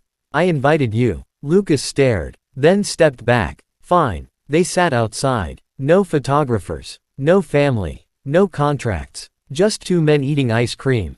Liam looked around. This is nice. Lucas nodded. It is. You should do this more. Eat ice cream. Live. Lucas looked at him. Liam immediately realized how that sounded. He looked at his cup. I mean, I know what you mean. Lucas's voice was quiet. Liam glanced at him. Lucas was looking at the street. People walking. Children running. A couple arguing over directions. An old man feeding birds. Ordinary life. I forgot this existed. Liam frowned. What? Doing something without a reason. Liam's expression softened. That's most of what I do. I've noticed. Hey. Lucas smiled. Liam nudged his shoe with his own. Then learn. From you. Obviously. That's concerning. You're already improving. Lucas looked down at their shoes. Liam noticed too. Their feet remained touching. Neither moved immediately. Then Liam cleared his throat and pulled away. Ice cream. Focus on ice cream. On Sunday morning, Liam woke early. Not 6. Never 6. 9:30. Practically dawn by his standards. He walked downstairs. Lucas sat at the kitchen island. Working. Liam stopped. Lucas looked up. The agreement was Saturday. Liam narrowed his eyes. You were waiting to say that. Possibly. Liam walked over. He looked at the documents. Fine. Work. Lucas blinked. No lecture. No. Liam opened the refrigerator. This is your life. Lucas watched him. Rule 3. Liam grabbed juice. I don't control yours. Something about that seemed to surprise Lucas. Liam noticed. What? Nothing. Again with nothing. Lucas closed one folder. Most people who tell me to relax eventually become angry when I work. I'm not most people. I know. Liam paused. There was something different in the way Lucas said it. Quiet. Certain. Liam looked away. Good. He poured juice. Remember that. That afternoon, Liam went out with Daniel. He didn't ask Lucas for permission. He simply said, I'm going out. Lucas looked up from his laptop. Okay. Daniel and I are getting lunch. Have fun. I might be late. Fine. Liam waited. Lucas looked at him. What? Nothing. Why are you standing there? Liam frowned. You don't want to know where. You said lunch. Who else is coming? If you want to tell me. When I'll be back. You said late. Liam stared. Lucas raised an eyebrow. Was there something else? No. Liam slowly walked toward the elevator. Then stopped. Lucas. Yes. You really don't care what I do. Lucas thought carefully. I care. Liam froze. But I don't need to control it. Liam looked at him. Lucas continued. If you're safe and happy, why would I stop you? Simple. Again. Lucas always made it sound simple. Liam swallowed. Right. The elevator opened. He stepped inside. See you later. See you. Doors closed. Liam stared at his reflection. Why did that answer feel so good? Daniel noticed immediately. They were sitting in a small restaurant when he leaned across the table. You look happy. Liam frowned. I usually look happy. No. Daniel pointed his chopsticks at him. You look different. How? Relaxed. Liam thought about it. He was. That was strange. He'd expected living with Lucas to make him constantly aware of the arrangement. Instead, he barely thought about it. He's easy to live with. Daniel grinned. Your husband. Fiancé. For now. Liam kicked him under the table. Daniel laughed. What do you mean easy? He doesn't care. About you. No. Liam frowned. Well, he remembered Lucas's words. I care. But I don't need to control it. He cares. Daniel's grin became dangerous. Liam immediately pointed. Don't. I didn't say anything. Your face. I'm learning from you too. Liam sighed. He doesn't care if I sleep late. Okay. Doesn't care what I wear. Okay. Doesn't care if I see friends. That's normal. I know. Liam paused. Maybe that's why it feels weird. Daniel became quieter. What? My dad always has opinions. Liann always had opinions. My exes had opinions. Daniel raised an eyebrow. Some of your exes had entire instruction manuals. Exactly. Liam leaned back. But Lucas, he thought, he just lets me exist. Daniel smiled. Not teasing this time. Sounds nice. Liam looked down at his food. Yeah, it is. That evening, Liam returned home around 9. He expected Lucas to be working. Instead, Lucas was asleep on the couch. Liam stopped. His laptop sat closed on the coffee table. A book rested against his chest. Glasses slightly crooked. Liam had never seen him wearing glasses before. He looked normal. Not Lucas Laurent, Heir to Laurent Group. Just Lucas. Tired. Quiet. Liam walked closer. He considered waking him, then remembered the movie night. Lucas had let him sleep. So Liam grabbed the blanket from the other couch. He hesitated. Physical boundaries. But this wasn't romantic. It was a blanket. He carefully placed it over Lucas. Lucas shifted. Liam froze. No, wake up. Good. He turned to leave. Liam. He stopped. Lucas's eyes opened slightly. You're back. Yeah. What time is it? 9. Lucas sat up. The blanket slid slightly. He looked down. Then at Liam. You did this. Liam shoved his hands into his pockets. You looked cold. Lucas smiled faintly. Thank you. Don't make it weird. I wasn't. Good. Liam headed toward the kitchen. Have you eaten? No. Liam stopped. Why? I fell asleep. Want noodles? Lucas looked at him. The salty ones. The delicious ones. A pause. Fine. Liam grinned. Good answer. 10 minutes later, they sat together at the kitchen island. 2 bowls of instant noodles. Lucas added an egg to his. Liam copied him. That's actually smart. I know. Don't sound proud. Lucas smiled. They ate. No pressure. No pretending. No grandfather watching. No cameras. No contract discussions. Just dinner. Liam looked around. The penthouse no longer felt enormous. Maybe because his things were everywhere. Maybe because Lucas was there. Maybe because he'd stopped thinking of it as Lucas's home. He wasn't ready to call it his. Not completely. But it was getting there. Liam looked at Lucas. You're surprisingly easy. Lucas paused with his chopsticks halfway to his mouth. Excuse me. To live with. Oh. Lucas considered. So are you. Liam stared. I'm messy. Yes. I'm loud. Very. I decorated your house with cartoon animals. Our house. Silence. Liam froze. Lucas froze too. Neither spoke. Liam's heart skipped. One stupid beat. Then another. Lucas calmly took another bite. Our house, he repeated. As if it were nothing. Liam looked down at his noodles. Right. He didn't correct him. For some reason, he didn't want to. Later that night, Liam received another message from Liann. Liann, still okay. Liam smiled. Liam, yeah. Liann, really. Liam looked around his room. Then toward the door. Somewhere downstairs, Lucas was probably cleaning the noodle bowls despite Liam saying he'd do it. He typed, Liam, he's surprisingly easy to live with. Liann replied almost immediately. Liann, Lucas, Liam, obviously. Liann, that's good. Then, Liann, you sound happy. Liam stared. Daniel had said the same thing. He typed, Liam, don't make it weird. Liann, I didn't. Liam, your text has a face somehow. Liann, you're ridiculous. Liam smiled. Liam, genetics. Liann sent a laughing emoji. For a few minutes, they talked like they always had. No runaway engagement. No Laurent family. No crisis. Just twins. Liam finally put his phone down. Then noticed his engagement ring. He turned his hand. The platinum caught the light. A week ago, he'd looked at it like a chain. Tonight, it simply felt like a ring. That realization should have worried him. Instead, Liam smiled. Downstairs, Lucas stood in the kitchen. He washed the two bowls. One black, one blue. Liam had bought the blue one because apparently the penthouse's existing dishes were too depressing. Lucas placed them side by side on the drying rack. Then paused. 2 bowls, 2 mugs, 2 pairs of shoes near the entrance. 2 sets of groceries. 2 lives slowly occupying the same space.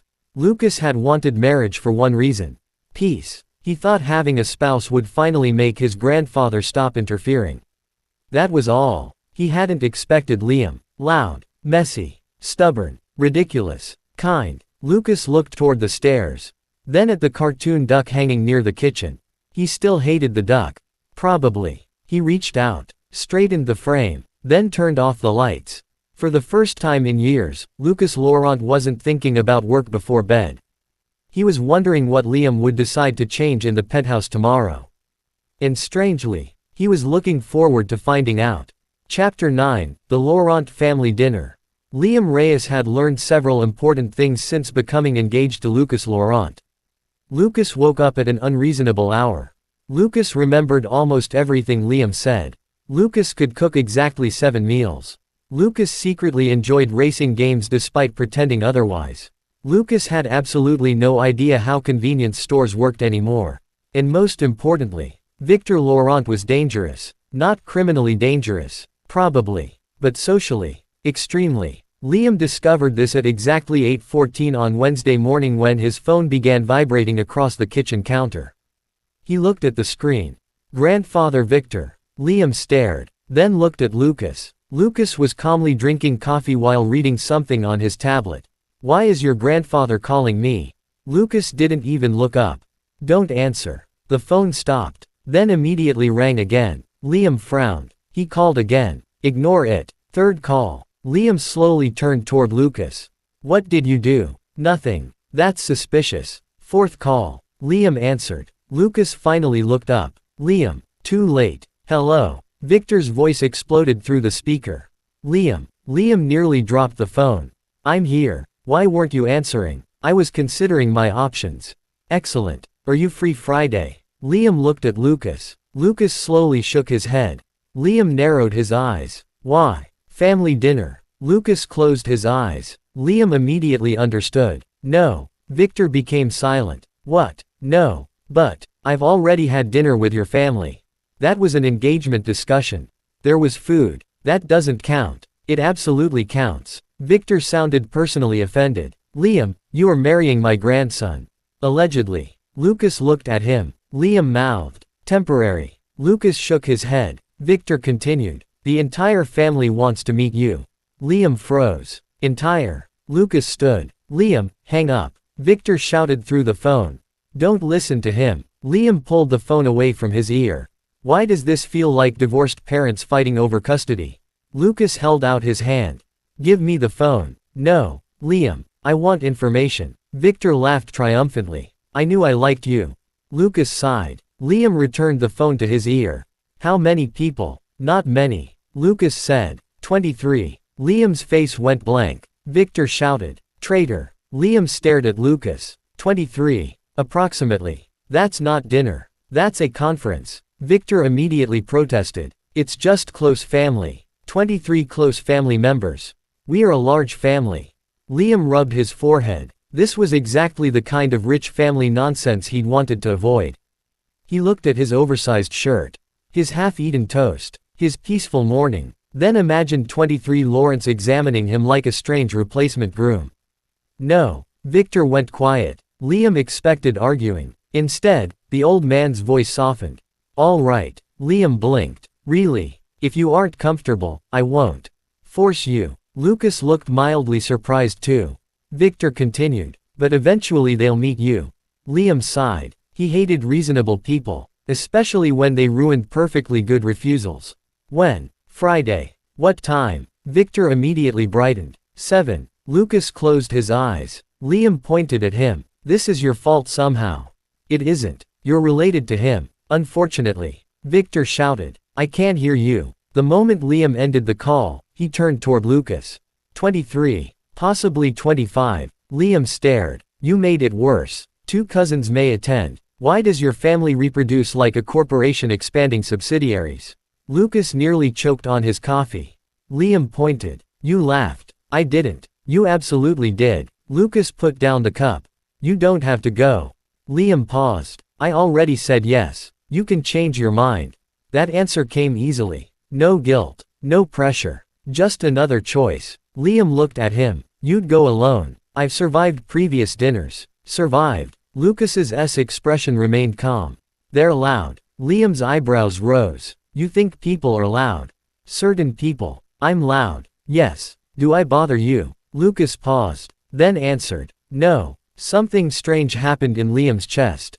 Small. Warm. Annoying. He immediately took another bite of toast. Fine. Lucas watched him. I'm going. Why? Liam shrugged. Curiosity. That wasn't completely true. Part of him wanted to see Lucas's family. The people behind the impossible surname. The family that produced a man who somehow thought working 14 hours on Saturday was normal. And, if he was going to marry Lucas, temporarily, then eventually he'd need to meet them anyway. One condition. Lucas waited. If someone asks when we're having children, I'm leaving. Lucas nodded. Reasonable. If someone asks who's the wife, I'm leaving. Also reasonable. If someone asks about our bedroom, I'll leave with you. Liam smiled. Excellent. Friday arrived too quickly. At 5:40 p.m., Liam stood inside his walk-in closet wearing sweatpants. He stared at several outfits Claire had arranged.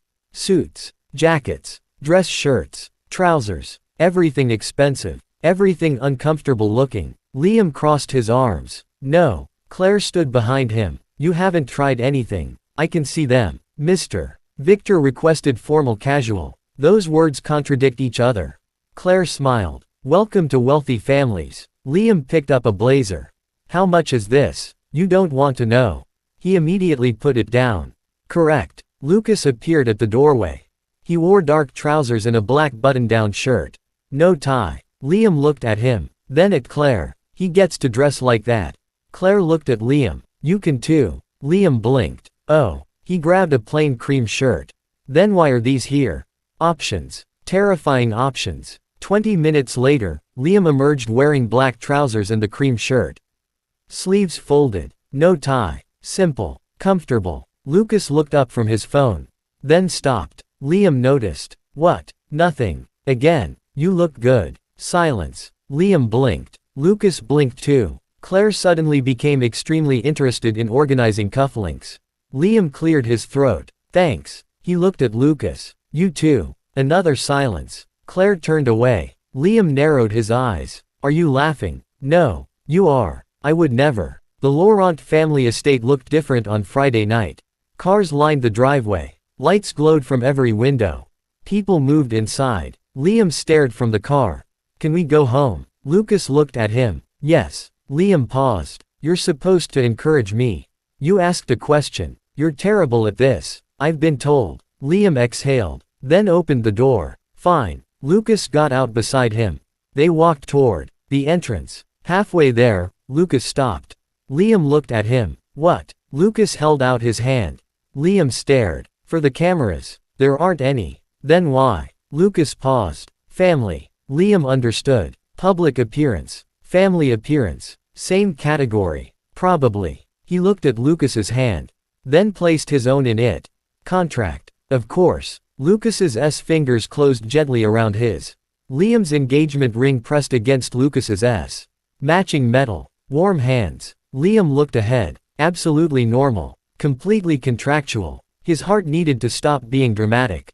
The front doors opened. Victor Laurent was waiting. His face lit up. My grandsons. Lucas stopped. Liam stopped. Lucas said, grandson. Victor pointed at Liam. Grandson-in-law. We aren't married yet. Details. Victor grabbed Liam's free hand.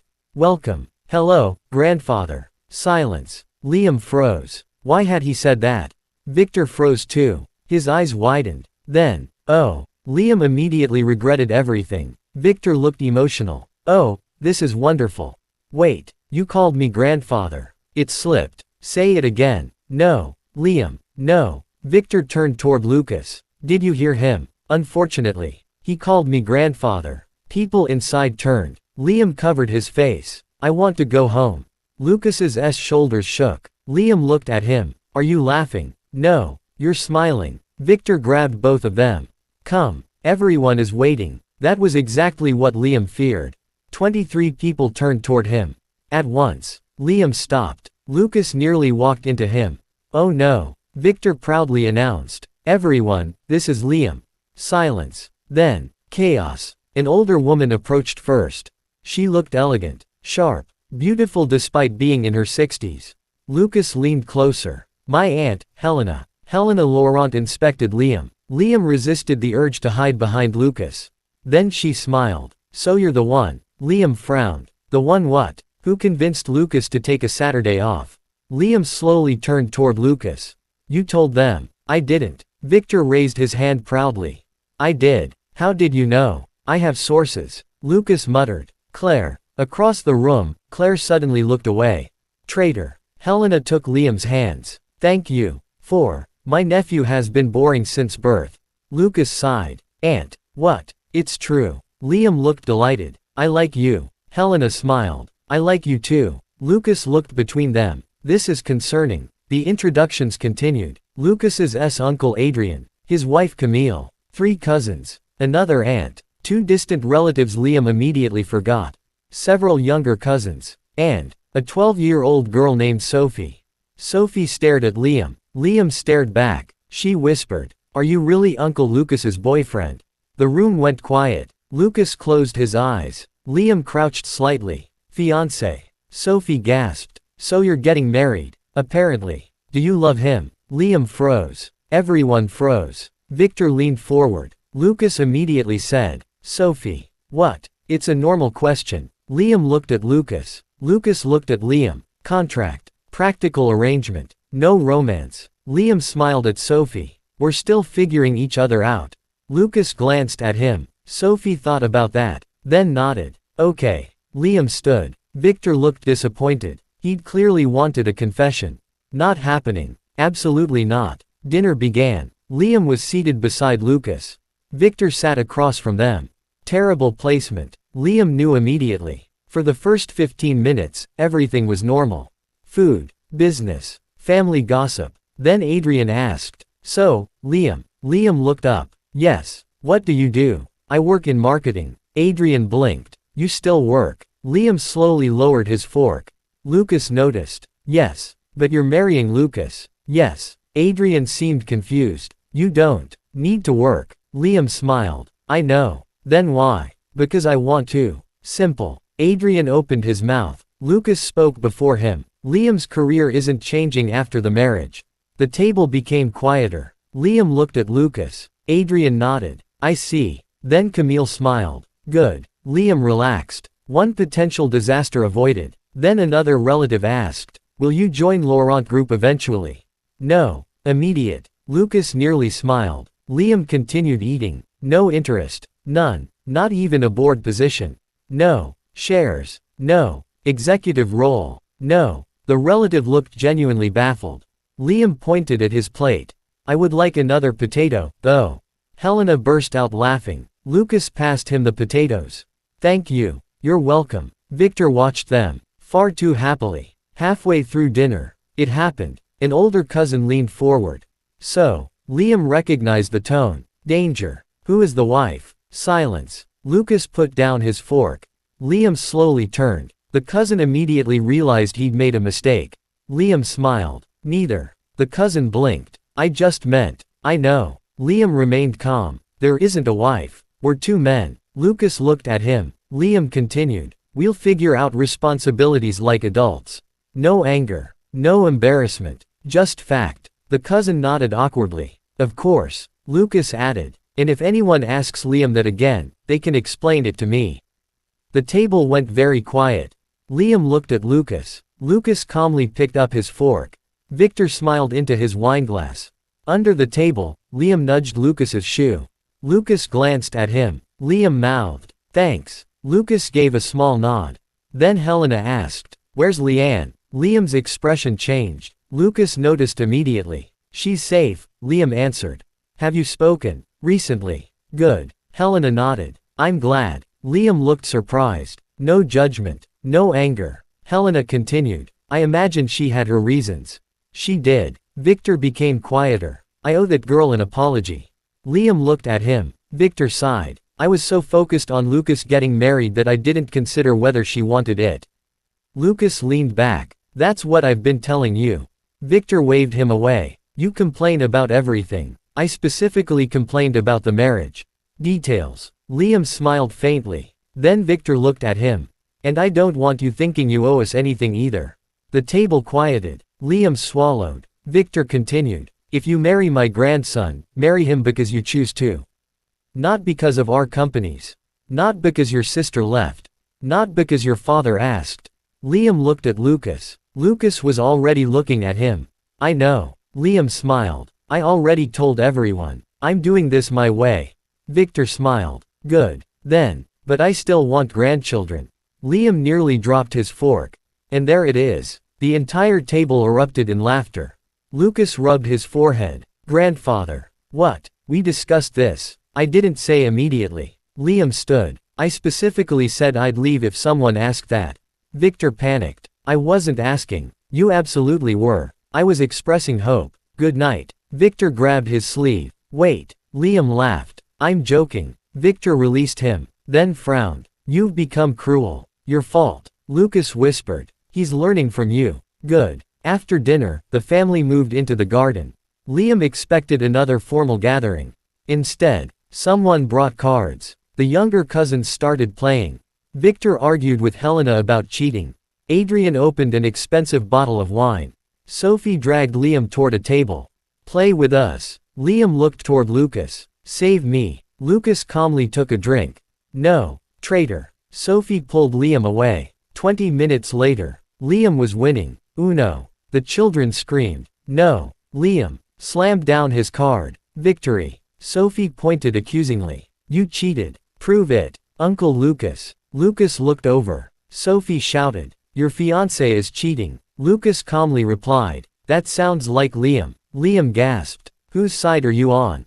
"Truth." The children laughed. Liam narrowed his eyes. "You're next." Lucas paused. "No. Yes. I don't play." "You raced." "That was different." "Sit." The children immediately joined. "Uncle Lucas. Play." Lucas looked around. Surrounded. Trapped. Liam smiled sweetly. "Fiancé duties." Lucas sighed. "You're abusing that phrase again." "Sit." He sat. An hour later, Lucas Laurent was arguing with a 12-year-old over a card game. "You can't put that there."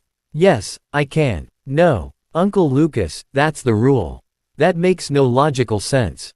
It's Uno." Liam was crying from laughter. Victor sat nearby watching. Helena approached him. "He's different." Victor nodded. They looked toward Lucas. He wasn't checking his phone. Wasn't discussing business. Wasn't sitting quietly at the edge of the room. He was arguing about a draw 4 card. With Liam laughing beside him. Victor smiled. "Yes." Helena glanced toward Liam. "You planned this." Victor looked offended. "I planned a marriage." "This." He looked at the two young men. "No." He smiled. "This is much better." Later, Liam escaped to the terrace. His cheeks hurt from laughing. The night air was cool. He leaned against the railing. A few minutes later, Lucas joined him. Running away. Recovering. Lucas stood beside him. You survived. Barely. The family likes you. That's unfortunate. Why? Now they'll invite me again. Lucas smiled. Liam looked toward the garden. Victor laughing. Sophie chasing one of her cousins.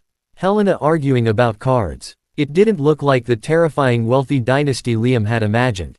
It looked like a family. Messy. Loud. Nosy. Normal. Mostly. They're nice. Lucas looked at him. Surprised. Very. I expected secret corporate assassinations.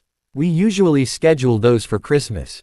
Liam slowly turned. Lucas kept a perfectly straight face. Then Liam laughed. You're getting good at that. At what? Jokes. I've always been funny. No. Lucas smiled. They stood quietly. Then Liam said, thanks. For earlier. The wife questioned. Lucas's expression became serious. You don't have to thank me. I know. Liam looked toward the city. But thanks anyway. Lucas nodded. A breeze passed. Liam rubbed his arms. He hadn't brought a jacket. Lucas noticed. He started removing his own.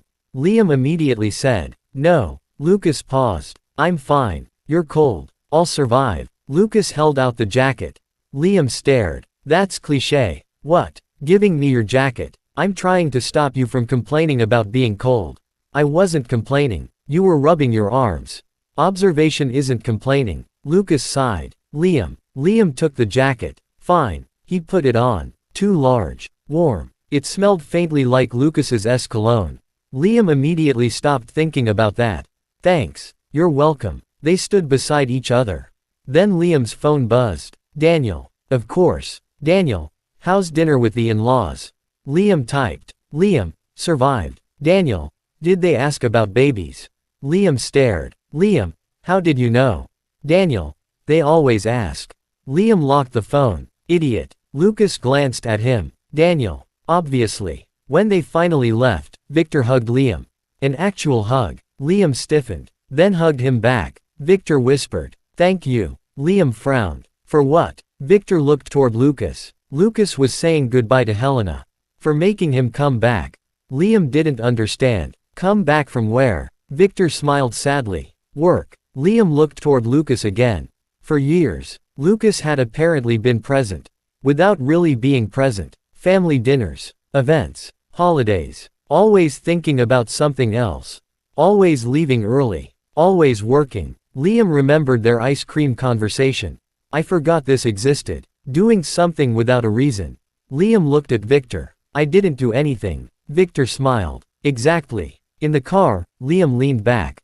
Exhausted. Lucas sat beside him. Regret going. Liam thought. No. Lucas nodded. Good. Your family is still terrifying. Understandable. Your aunt likes me more than you. She likes most people more than me. Sophie definitely likes me more. She likes anyone who lets her cheat at cards. I didn't let her cheat. You helped her hide 2 cards. Liam looked offended. You saw that. I see everything. Creepy. Memory. That's not memory. Lucas smiled. Liam yawned. His eyes grew heavy. Don't let me fall asleep. Why? I don't want to wake up with neck pain again. Lucas looked at him. You could sleep. No. Why not? Because. Another yawn. I'm wearing your jacket. And. I don't know. Liam's eyes closed. 5 minutes later. His head slowly tilted. And landed on Lucas's shoulder. Lucas froze. Completely. He looked down. Liam was asleep. Breathing evenly. Still wearing Lucas's jacket. Their shoulders pressed together. Lucas remembered the contract. Physical boundaries. He should move. Wake him. Put a cushion between them. Something. Instead, Lucas remained still. The driver glanced in the rearview mirror. Lucas gave him one look. The driver immediately looked forward. Liam shifted. His head settled more comfortably against Lucas. Lucas looked out the window. His reflection stared back. And he was smiling. When they arrived at the penthouse, Lucas gently touched Liam's shoulder. Liam. Nothing. Liam. 5 minutes. We're home. Liam's eyes opened slowly. He looked around. Then realized where his head was. He immediately sat upright. Oh. Lucas looked ahead. You fell asleep. I noticed. Sorry. It's fine. Liam removed Lucas's jacket, then stopped. He looked at the building. We're home. Lucas had said it naturally. Not, we're at my place. Not, we've arrived. Home. Liam looked at Lucas. Lucas was already getting out. Liam followed. Inside the elevator, neither spoke. Their reflections stood side by side. Matching rings. Tired faces. One ridiculously complicated engagement. Liam smiled faintly. The Laurent family dinner had been something he'd dreaded all week. But somehow, it hadn't made him feel more trapped.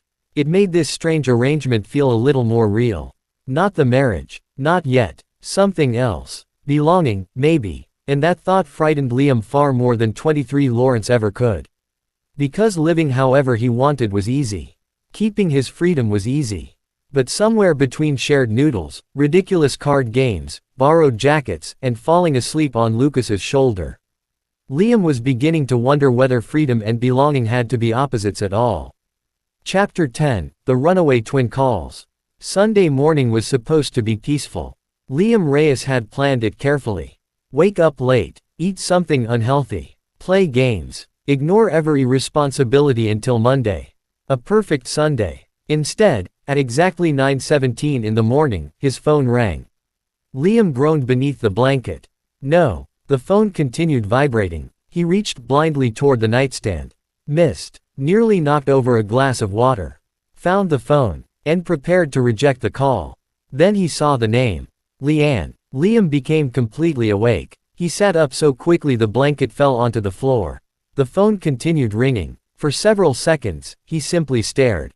They had been texting. Short conversations. Proof she was alive. Proof she was safe. But she hadn't called. Not once. Until now. Liam swallowed. Then answered. Hello. Silence. A tiny breath came through the speaker. Then, Liam. His chest tightened. He hadn't realized how badly he'd missed hearing his twin's voice. For one stupid second, he wanted to cry. Instead, you absolute idiot. A pause. I know. You unbelievable, selfish, ridiculous idiot. I know. You ran away. I know. A week before the engagement. I know. Stop saying you know. Okay. Liam threw the blanket aside and stood. He started pacing. Do you have any idea what happened here? I saw the news. The news. Yes. That's how you found out your twin brother got engaged to the man you were supposed to marry. Yes. Liam stopped. He closed his eyes. Then, Liann laughed. A small, nervous laugh. Liam's anger cracked. You think this is funny? No. You're laughing. I'm nervous. Good. Be nervous. I am. You should be. I know. You said you'd stop saying that. Sorry. Silence. Then Liam started laughing too. He didn't want to. He tried to stop. But suddenly the entire situation was so ridiculous that he couldn't. His twin sister had run away from an arranged marriage. Their father had offered him instead. He'd somehow agreed. And now he was standing inside his billionaire fiancé's penthouse yelling at the runaway bride over the phone. Liann started laughing harder. Liam sat on the edge of the bed. You're terrible. So are you. Genetics. Unfortunately. The laughter slowly disappeared. Then there was quiet. Real quiet. Liann whispered. I'm sorry. Liam's smile faded. He looked toward the window. Yeah, I should have told you. Yeah, I wanted to. Then why didn't you? A long silence. When Liann finally answered, her voice was small. Because I knew you'd try to help. Liam frowned. Of course I would've. Exactly. What does that mean? You would have argued with Dad. Obviously. You would have taken my side. Obviously. You would have tried to fix everything. Liam became quiet. Liann continued. And eventually, Dad would have asked you to sacrifice something for me. Liam looked down at his engagement ring. He did anyway. I know. Her voice broke slightly. That's why I'm sorry. A knock came at Liam's bedroom door. Liam. Lucas. Liam looked toward it. Yeah. Are you all right? Liann went silent. Liam hesitated. Then, it's Liann. There was a pause outside. Lucas answered quietly. I'll be downstairs. No questions. No demand to speak to her. No interruption. Just space. Liam smiled faintly. Thanks. Footsteps disappeared. Liann finally spoke. Was that Lucas? Yeah. Another pause. You're living together. Liam looked around. My room is literally inside his penthouse. I know you're living together. What? It sounds strange hearing it. Liam laughed. Try living it. How is it? The penthouse. Lucas. Liam leaned back. Weird. Liam. What? You keep saying that. Because he is. How? Liam thought. He wakes up at 6. That's normal. No, it isn't. For employed adults. I'm employed. Debatable. Excuse me. Liann laughed. Liam continued. He works too much. That I knew. He doesn't understand lazy Saturdays. I can believe that. He hadn't gone to a convenience store in 6 years. No way. Exactly. He owns 6 bedrooms for no reason. I think the penthouse came that way. That's what he said. Liann laughed again. Then she asked, is he kind to you? Liam stopped. He thought of coffee left beside him when he'd fallen asleep. Pudding in the refrigerator. Gaming consoles installed before he'd moved in. Lucas remembering his work hours. Cooking when Liam destroyed dinner. Giving him space whenever he needed it. Standing beside him when someone at the family dinner asked, who was the wife? Holding out his hand instead of grabbing him. Always asking. Always giving him a choice. Yeah. Liam's answer came quieter than before. He is. Liann didn't speak for a moment. Then, good. Liam walked downstairs while still on the call. The penthouse was quiet. Lucas was in the kitchen making coffee. He glanced toward Liam. Liam pointed toward the phone. Still her. Lucas nodded. Then held up the coffee pot. Liam nodded eagerly. Lucas poured another cup. Liann heard the movement. Are you downstairs? Yeah. Is Lucas there? Yeah. Can he hear me? Probably not. Lucas placed the coffee in front of Liam. Liam mouthed, thanks. Lucas nodded and moved toward the living room. Liann whispered, you're whispering. I'm not. You are. I'm drinking coffee. Did he make it? Liam stared at Lucas's back. Yes. Liann went quiet. Liam frowned. What? Nothing. Don't do that. Do what? That silence. What silence? The twin silence. I don't know what you're talking about. You absolutely do. Liann laughed. Okay. Then, are you sure you're straight? Liam inhaled coffee. Wrong decision. He coughed violently. Lucas immediately turned around. Liam. Liam waved him away while coughing. I'm fine. Liann was laughing hysterically. Liam hissed into the phone. I hate you. You walked into that. I did not. You described him making coffee like it was romantic. I said 4 words. Lucas was still watching from across the room.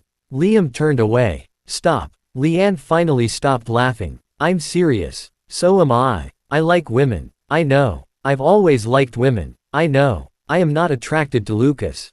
Liann became silent. Liam frowned. What? Nothing. Say it. I didn't say anything. You did the silence again.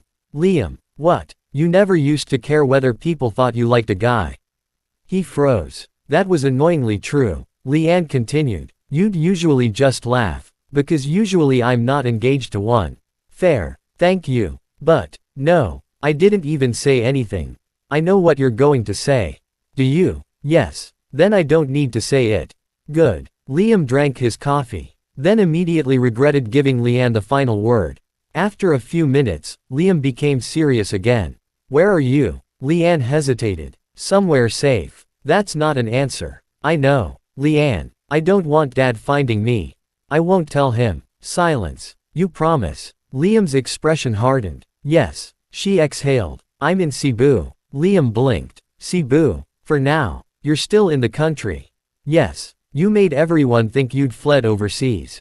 I never said that. You disappeared. That's different. Liam rubbed his forehead. Do you have money? Yes. Where are you staying? With a friend. Someone I know. No. Liam immediately became suspicious. Who? Liam. What? I'm 26. So am I. Exactly. I can take care of myself.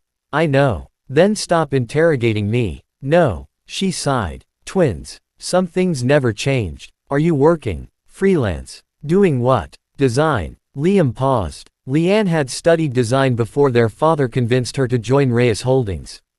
You went back to it. Yeah. She sounded different when she said that. Lighter. Liam smiled. You happy? Another pause. Then, I'm getting there. That was enough. Liam leaned against the counter. Good. Lucas walked past carrying his laptop. Liam pointed at him. No. Lucas stopped. What? It's Sunday. Lucas looked at the laptop. Then at Liam. The no-work agreement was last Saturday. New rule. You can't create rules unilaterally.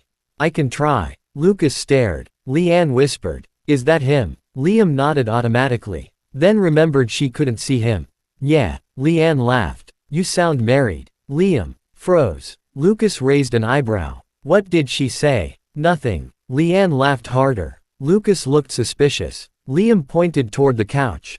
Go. This is my house. Our house. Silence. Liam froze. Again. He had said it naturally.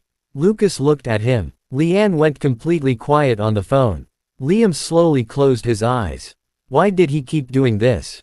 Lucas's expression softened. Then he calmly walked toward the couch. Fine. Liam stared after him. Liann whispered. Interesting. Shut up. I didn't say anything. You said interesting. Because it was. You're annoying. Genetics. Liam hated when she used his own lines against him. After almost an hour, Liam finally asked the question he'd been avoiding. Why did you really leave? Liann became quiet. I know you didn't want the marriage. Liam looked toward Lucas. He was sitting on the couch reading. Not working. Good. But why couldn't you just tell Dad no?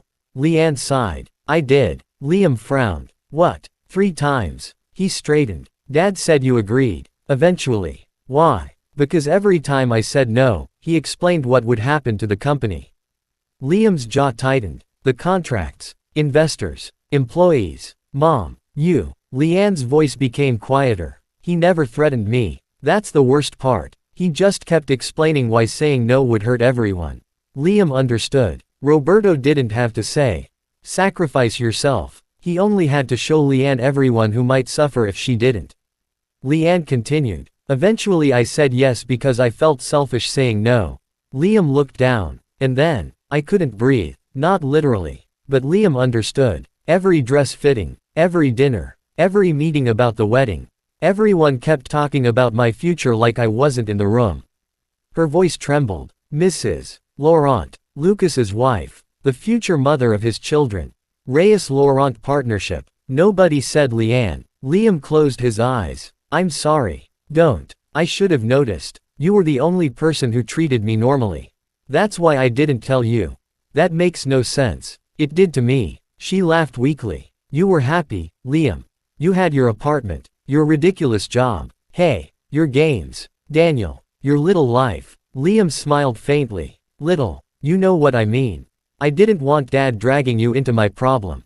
Liam looked around. The Laurent penthouse. Too late. But he did. Yeah, I'm sorry. Liam sighed. Stop apologizing. But, I mean it. He looked at the engagement ring. I said yes. Nobody forced me. Lucas gave me an exit. Grandfather gave me an exit. Even Dad eventually gave me one. Liann whispered. Why didn't you take it? Liam became quiet. That question was harder than it should have been. Why? At first, he'd told himself it was for the family. Then because the arrangement seemed harmless. Then because Lucas promised not to control him. But now, he looked toward the couch. Lucas had fallen asleep with his book again. His glasses were slightly crooked. Liam smiled without realizing. I don't know. Liann was silent. Liam noticed his own smile. Immediately stopped. I mean, I had reasons. Business. Family. Grandfather. Stop doing that. I'm not doing anything. You are absolutely doing something. Then Liann asked. Does Lucas know you're talking to me? Obviously. Does Dad? No. Mom? No. Please don't tell them where I am. I won't. I mean it. So do I. Liam's voice became firm. When you're ready, you tell them. Not me. Relief came through her voice. Thank you. But you need to call Mom. Liann became quiet. Liann. I know. She's worried. I know. She barely sleeps. Liann's voice broke. Liam softened. You don't have to. Tell her where you are. Just tell her you're okay. A long pause. Okay. Promise. Promise. Good. Then Liam added. And Dad? No. Eventually. Maybe. All except maybe. The call lasted nearly 2 hours. They talked about ordinary things. Daniel. Work. Liann's freelance projects. Liam's disastrous spaghetti. Lucas's S7 meals. Victor's obsession with grandchildren. Liann laughed so hard at that one she nearly hung up. Eventually. I should go. Liam's chest tightened again. Call me. I will. Not in another 3 weeks. I won't. Text every day. Liam. Every 2 days. Fine. If you disappear again, I'm flying to Cebu. You don't know where in Cebu. I'll search the entire island. You're dramatic. Genetics. Liann laughed. Then her voice softened. Take care of yourself. You too. And Liam. What? A pause. Don't spend so much time proving you're free that you run away from something you actually want.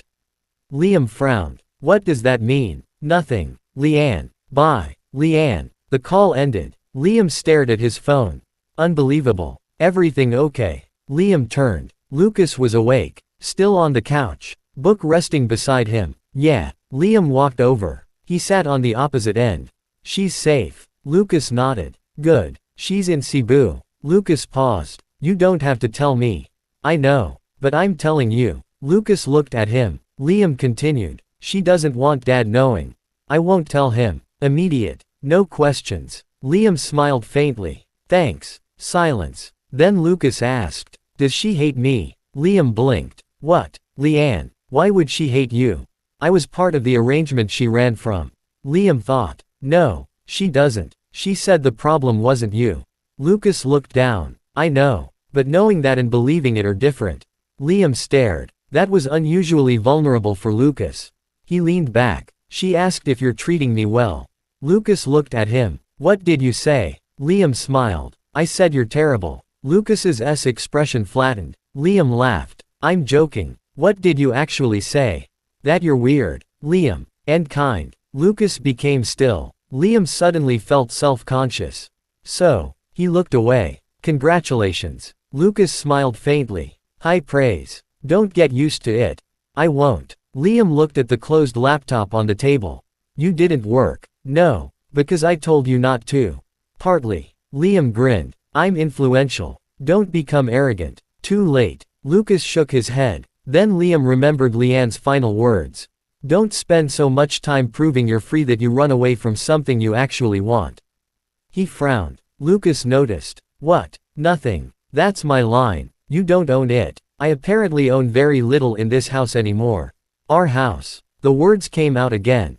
Liam froze. Lucas looked at him. Liam stared straight ahead. Okay. What? I keep saying that. Yes. Why aren't you correcting me? Lucas seemed genuinely confused. Why would I? Because it's your penthouse. Lucas looked around. The cartoon duck. The shark. Liam's blanket. Controllers. Snacks. The dying plant. 2 mugs on the coffee table. Then back at Liam. You live here. So it's your home too. Liam's heart did that annoying thing again. He hated that thing. He stood abruptly. I'm hungry. Lucas blinked. That was sudden. Noodles. We had noodles yesterday. Pizza. Also yesterday. Then cook. Lucas stared. Liam smiled. You're the one with 7 meals. You tried to ban me from working and now you're giving me labor. Domestic labor. Still labor. Fiancé duties. Lucas sighed. You really need a new phrase. No. 20 minutes later, Lucas was cooking. Liam sat on the counter. Again. Watching. Again. It felt strangely familiar. Liam talked about Liann. Not the runaway bride. Not the failed engagement. His sister. How she used to steal his clothes. How she'd once cut his hair while he was sleeping when they were 8. How they switched classes for half a day in high school and almost got away with it. Lucas listened. Then asked. How could nobody tell? We looked almost identical when we were younger. Almost. Liann had longer hair. That seems noticeable. We wore hats. Lucas stared. Your school wasn't very observant. Exactly. Liam laughed. The heaviness from the call slowly disappeared. That evening, Liam received a message. Liann. I called Mom. His eyes widened. Liam. How'd it go? A minute passed. Liann. She cried. Liam's chest tightened. Then. Liann. I cried. Another. Liann. She said she isn't angry. Liam smiled. Liam. She was never angry. Liann. I know. Then. Liann. Dad doesn't know yet. Liam. Take your time. Liann sent a heart. Liam stared at it, then smiled. For the first time since this entire mess began. Something felt repaired. Not fixed. There was still plenty left unsaid. But repaired. A beginning. Across the room, Lucas looked up from his book. Good news. Liam nodded. She called Mom. Lucas smiled. Good. Liam looked at him, then at the penthouse, then at his ring. His life had changed completely because Liann ran away. At first, he'd thought she'd thrown him into a cage she'd escaped from. But somehow, he'd entered it, looked around, written his own rules, and discovered the door had never been locked. Lucas had never locked it. That mattered, maybe more than Liam wanted to admit. He looked at Lucas. Hey, thanks. For what? Liam thought. For not being terrible. Lucas stared. You're very bad at compliments. Learn to appreciate them. Lucas smiled. I'll try. Liam returned to his phone. But Liann's words remained in his mind. Don't run away from something you actually want. Ridiculous. He wasn't running from anything. And he definitely didn't want. Liam's eyes drifted toward Lucas. Lucas pushed his glasses higher while reading.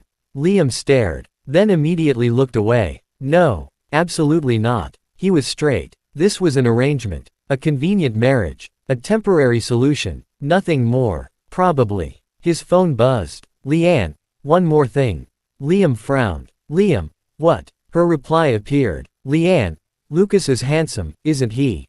Liam's face went blank. He slowly typed. Liam, blocked. Liann immediately sent laughing emojis. Liam locked his phone. Across the room, Lucas looked up. Problem. My sister. Understandable. Liam stared at him, then laughed. Maybe some things really were genetic. And maybe, just maybe, the runaway twin had finally come back into Liam's life at exactly the right time. Not to reclaim the marriage she'd escaped. Not to take her place back. But to remind Liam that choosing his own life didn't always mean choosing to be alone.